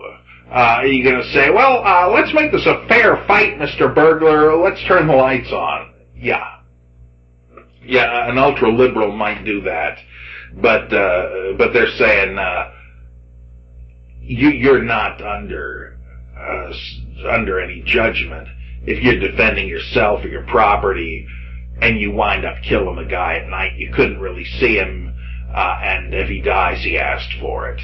But if he's doing the same thing when the light is on, you ought to try to stop him without killing him. You could probably see your way to doing that, couldn't you? Because if you could just wing him, and you weren't in any further danger, well, then that's what we expect you to do. It's almost a surprising regard for life. I wouldn't have blamed him if they'd said if the SOB is robbing you, he's forfeited his membership in the society, shoot to kill. I wouldn't have. Lucky I wasn't old Moses here. So this is a little more liberal than one might have guessed. Some of this stuff is stacking the grain and so on. What happens if somebody gives you something to keep safe for them, but it gets stolen, and you find the guy who did it, or he's got to pay double, and so on and so forth, and nothing all that extremely interesting, just necessary tort law, and not apodictic law, none of this thou shalt, but case law. If this happens, do this. If that happens, however, do this. If this happens, then let's mitigate the case this way. And so on. Now here's one that's interesting because it is the only Old Testament reference to premarital sex, which, to listen to some people, you would think was the biggest issue in the Bible. So we're in 22:16. If a man seduces a virgin who is not betrothed and lies with her, he shall give the marriage present for her and make her his wife.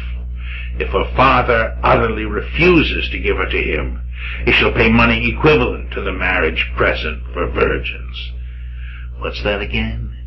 Well, clearly the concern here is that the father of the bride not get ripped off.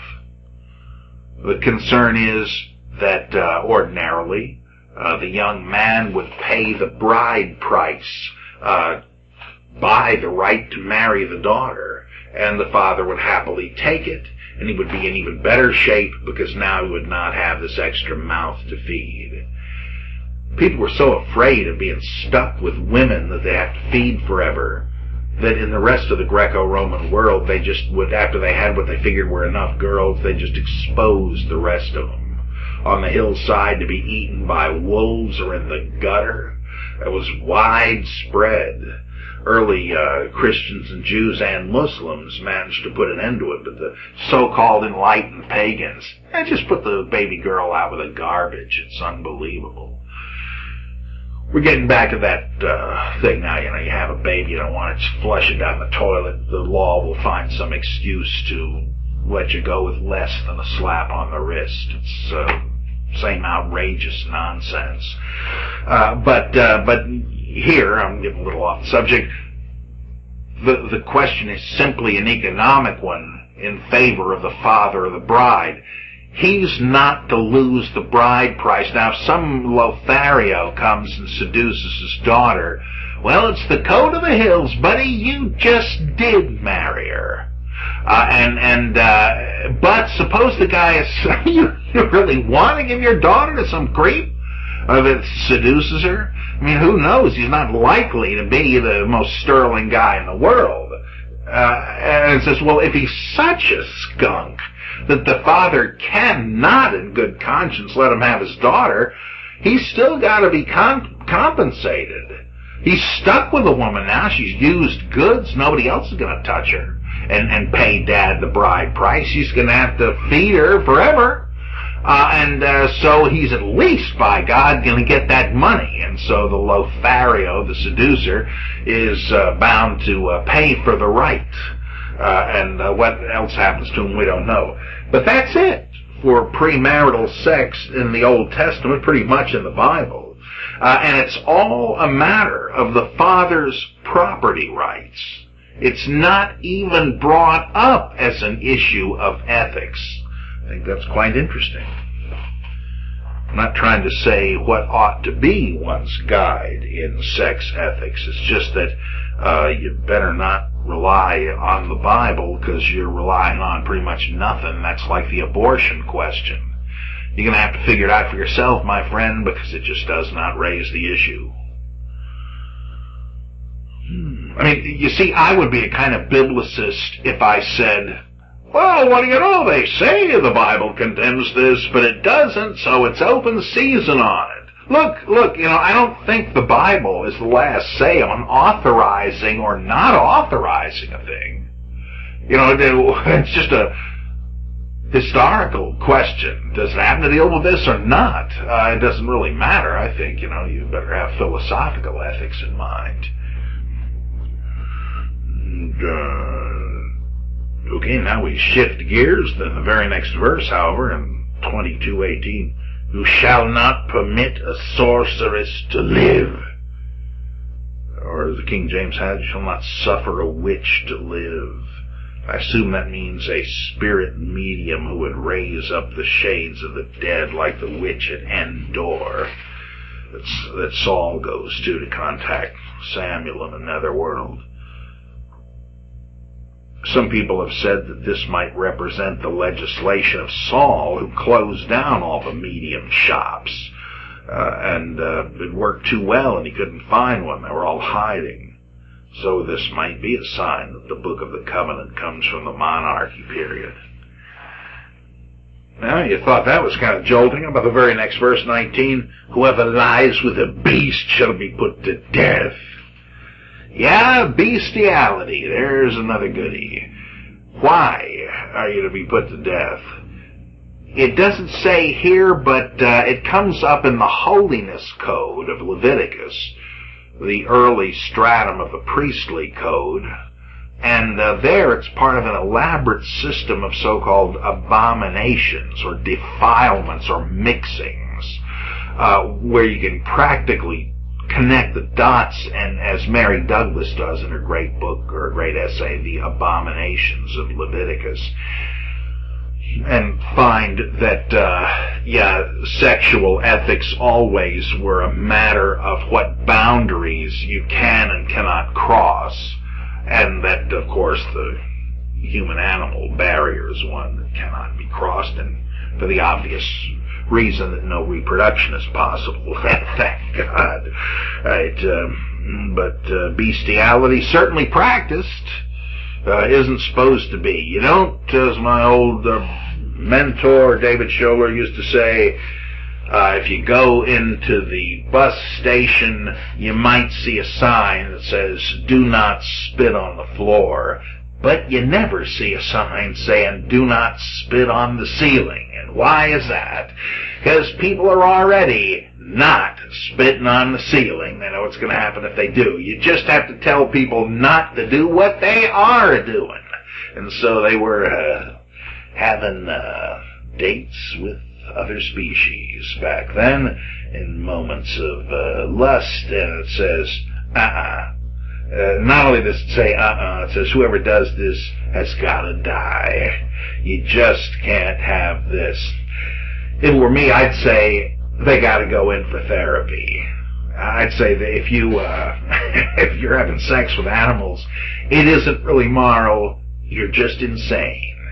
There's certain things that kind of mean you're crazy, and you've gone off the deep end. This would qualify. So, doesn't mitigate it. Means you got to take a serious action. Maybe not quite as serious as this, but then again, who knows? I think child molesters might benefit from being killed. At least society would. That's the editorial you're getting from the Oracle of Bob here. 21. Now this is a real goodie. I love this, truly. You shall not wrong a stranger, a non-Israelite, or oppress him, for you are strangers in the land of Egypt. You shall not afflict any widow or orphan. If you do afflict them, and they cry out to me, I will surely hear their cry, and my wrath will burn, and I will kill you with the sword, and your wives shall become widows, and your children fatherless. Woo! And it's only poetic justice, right? You think you can get away with exploiting the defenseless orphan and widow? Well, you just try it. Your wife and kids are going to be in the same position, thanks to my loving providence. This might seem a little cruel, but you can't really blame the sentiment, right?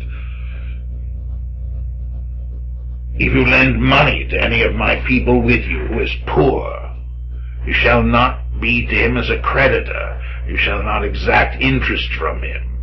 If ever you take your neighbor's garment in pledge, you shall restore it to him before the sun goes down. For that is his only covering, and is his mantle for his body, and what else can he sleep? And if he cries to me, I will hear, for I am compassionate. That is compassionate toward the individual in a manner that hurts the interests of moneylenders. It's interesting to see where the sacred law sides on this one. Right? Suppose suppose a moneylender says, "Look, I have to charge interest. What's the point? You know, this isn't a hobby. I'm making my living this way." Well, this is saying, yeah, but you can see how quickly this is going to exploit the poor and send them to loan sharks and so on. Maybe you could say, well, if this was thought out a bit more, the point would be don't take advantage of the situation or don't become a loan shark. But I don't know. It's interesting to see where they come out. They'd rather not have the potential abuse. They'd rather not risk that happening. Yeah, there are legitimate cases where you can take out a loan and pay interest. We do that all the time. We don't think we're being abused necessarily. Maybe this is just saying, highlighting the poor. Don't start that. Maybe it'd be better to turn the person away than to say, oh, sure, buddy. I'll lend you the money if you don't mind paying this interest. And then again, the taking the garment and pledge, collateral, like when George Bailey goes to Mr. Potter and, hey, George, what kind of collateral you got? It's not bad to do that generally, but again, if it says, look, if the only thing the poor guy has to give you is the shirt on his back, you can't do that. Maybe you could just say, well, I can't help you, buddy. Maybe that'd be better than taking the shirt off his back and leaving him to freeze to death. Do you really want to make your money that way? 28, you shall not revile God or curse the ruler of your people. That's significant, isn't it? Because God, again, think of what Durkheim says, God is the society personified. And so to curse him is pretty much the same thing as cursing the ruler of your people, because your God is the legitimation for the ruler's government. It's the mandate of heaven. This is why you couldn't get away too easily with atheism in the ancient world. It was subversion. You were, by denying there was a God, you were denying the divine right of kings. This is what got some of the sophists in trouble in Socrates' day, because the elders of the society correctly perceived that if you said there weren't any gods, that meant that we weren't doing it the way God wanted it here in Athens. And who else could have come up with the way we do it? Well, our own ancestors. What? I'm easily as smart as them. Why don't I come up with it? We don't want that. We don't want any chaos like that. So if you start saying your gods are fakes, or your leaders are fakes, which is the same thing, you're in a heap of trouble, boy. Why would you revile God? Well, presumably you'd be a worshiper of a different one, I suppose. And you didn't like your people suffering defeat at the hands of Israel, and you might curse the God who done it. They're saying it wouldn't be a good idea. Notice the poor guy that said, this halibut is good enough for Jehovah. He didn't revile Jehovah, he merely said the name. But reviling God, I think, is the thing that is supposed to be the ultimate sin, the unforgivable one according to the Gospels. You can revile human beings and be forgiven for that. It's not that serious. But if you speak ill of the divine spirit, well, you better forget it, buddy. Dietary law. Oh, yeah, here we are. Here we are. Don't want to miss this. Remember I said that in the second decalogue, the Exodus 34 one, it stipulates that though you owe to God the life of your firstborn son, he's allowing you to buy it back, redeem it, by killing an animal instead. And that this was a mitigation of the original law that insisted on actually offering the kid's life to God. Here's the original law in Exodus 22, 29. You shall not delay to offer from the fullness of your harvest and from the outflow of your presses. Well, it's like those, the grape harvest, first fruits offering and all that stuff. The firstborn of your sons you shall give to me. You shall do likewise with your oxen and with your sheep. 7 days it shall be with its dam, its mother. On the 8th day you shall give it to me. Yikes. It's nothing about redeeming them. Nothing about buying them back. Here's Abraham taking Isaac to Mount Moriah. Everybody's doing the child sacrifice. On the 8th day, do the sacrifice. Everybody did that. And so the Abraham story was to say, hey, maybe God wants something else. You've shown you're willing to do it. Why don't you have a ram instead to offer to God? That'd be just as good with him. So that was a tough change to make. My friend Carrie Cook wrote a great little novella called Abram, which deals with how, obviously it's a speculative reconstruction of the Abraham story, where it occurred to a guy that maybe the prevalent custom was wrong, and what a pariah he might have become for it, but how he might have changed history. A fascinating book, so well written. Abram. And probably Google it, or Carrie Cook's Carycook. Carrie Cook's Abram. Great book on that. And so that was trying to get people to move from this version of the law to the one we find in the ritual decalogue of Exodus 34. Pretty chilling. Okay, here's a similar commandment to one of the ones in the familiar moral decalogue of Exodus 20 and 23:1. You shall not utter a false report. That'd be like bearing false witness. You shall not join hands with a wicked man to be a malicious witness. You shall not follow a multitude to do evil, nor shall you bear witness in a suit turning aside after a multitude, so as to pervert justice. Nor shall you be partial to a poor man in his suit. You gotta keep to the law. Don't be carried away by the mob. O.J. Simpson. Don't bend over backwards to defend the poor. If he's guilty, the law has to apply to everybody. So if you meet your enemy's ox or his ass going astray, you shall bring it back to him. If you see the ass of one who hates you lying under its burden, you shall refrain from leaving him with it. You shall help him to lift it up. That's very interesting to me. I mean, you know what human nature is like? It's childish. And say, there's that jerk over there. I've never been able to stand him. He's in trouble. He's going to lose this livestock. Hey, let it go. No. You should go the second mile to help even your enemy. I think that's pretty good thinking. Let's leave some more of this stuff. A lot of it's repetitive. And Sabbath is repeated here.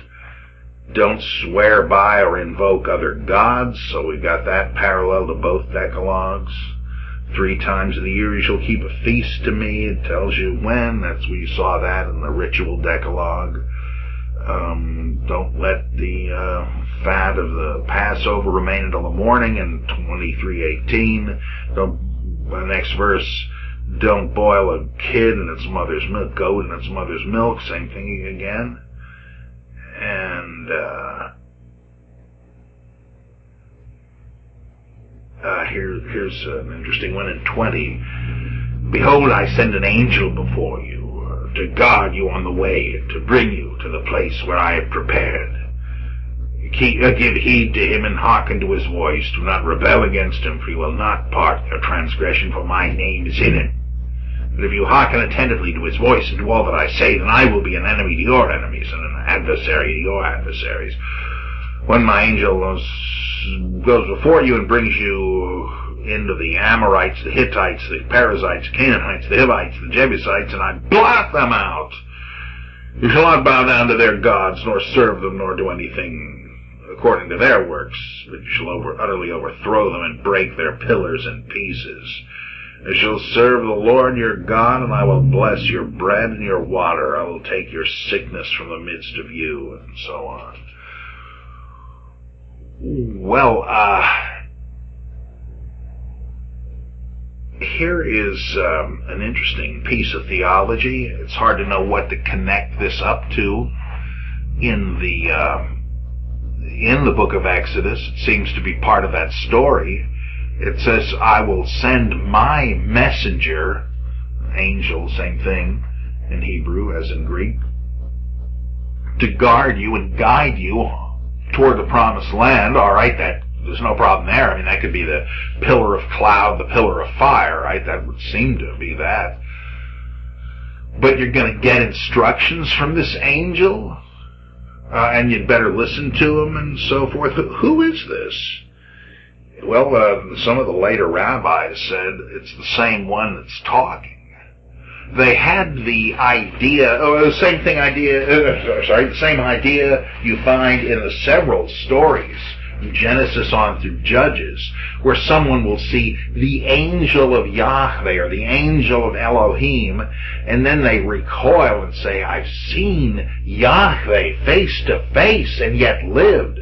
Well, who did they see? It's as if their theology has progressed to the point where they think of God as being so high and lifted up that you couldn't possibly see him exactly, that he must appear in an artificial humanoid form, and that you could call the messenger of Yahweh. And you say, well, have I seen him and lived? Well, yeah, because you didn't see he himself. That's the whole idea of him assuming human form. And that may be the point here, that they thought, would God actually be speaking to Moses from the top of the mountain or from inside the tent of meeting? Or mustn't it be an angel who is speaking with the voice of God? Sure, that's it. It's an angelic form who is saying the words from Yahweh. So this almost forms a commentary from a later theological view upon what's going on around it. Well, it wasn't exactly God himself, because does God speak an individual human language? Dangerous idea. That will go on into Gnosticism to say, yeah, really, come to think of it, any God that could create the world and give laws, well, this is more like a human being than a true God worthy of the name.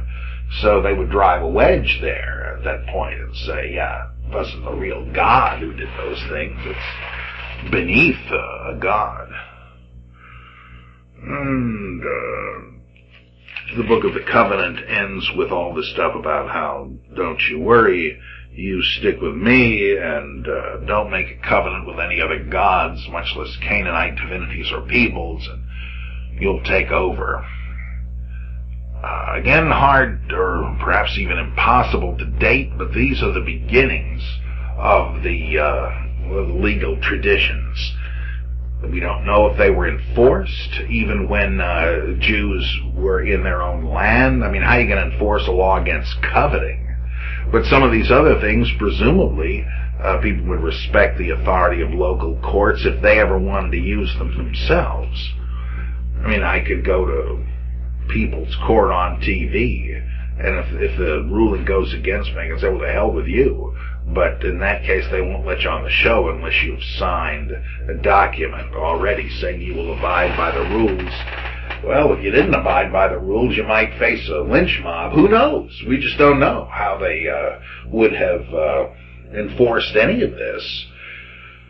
Any of the law codes, these or the later, much more elaborate ones like the priestly code and Deuteronomy, they may have just been something like Plato's Republic or Plato's Laws, two different literary blueprints for the ideal society, just like Thomas More's Utopia. We don't know that people actually live this way. They may have, they may not have. It's impossible to say now. But if they weren't, that certainly makes it extra ironic for people to press to have these laws instituted in America today. I don't think that's ever going to happen. If it does, I tell you one thing, there sure aren't going to be any more courses like this offered. Thanks for staying tuned to this one. Bye-bye.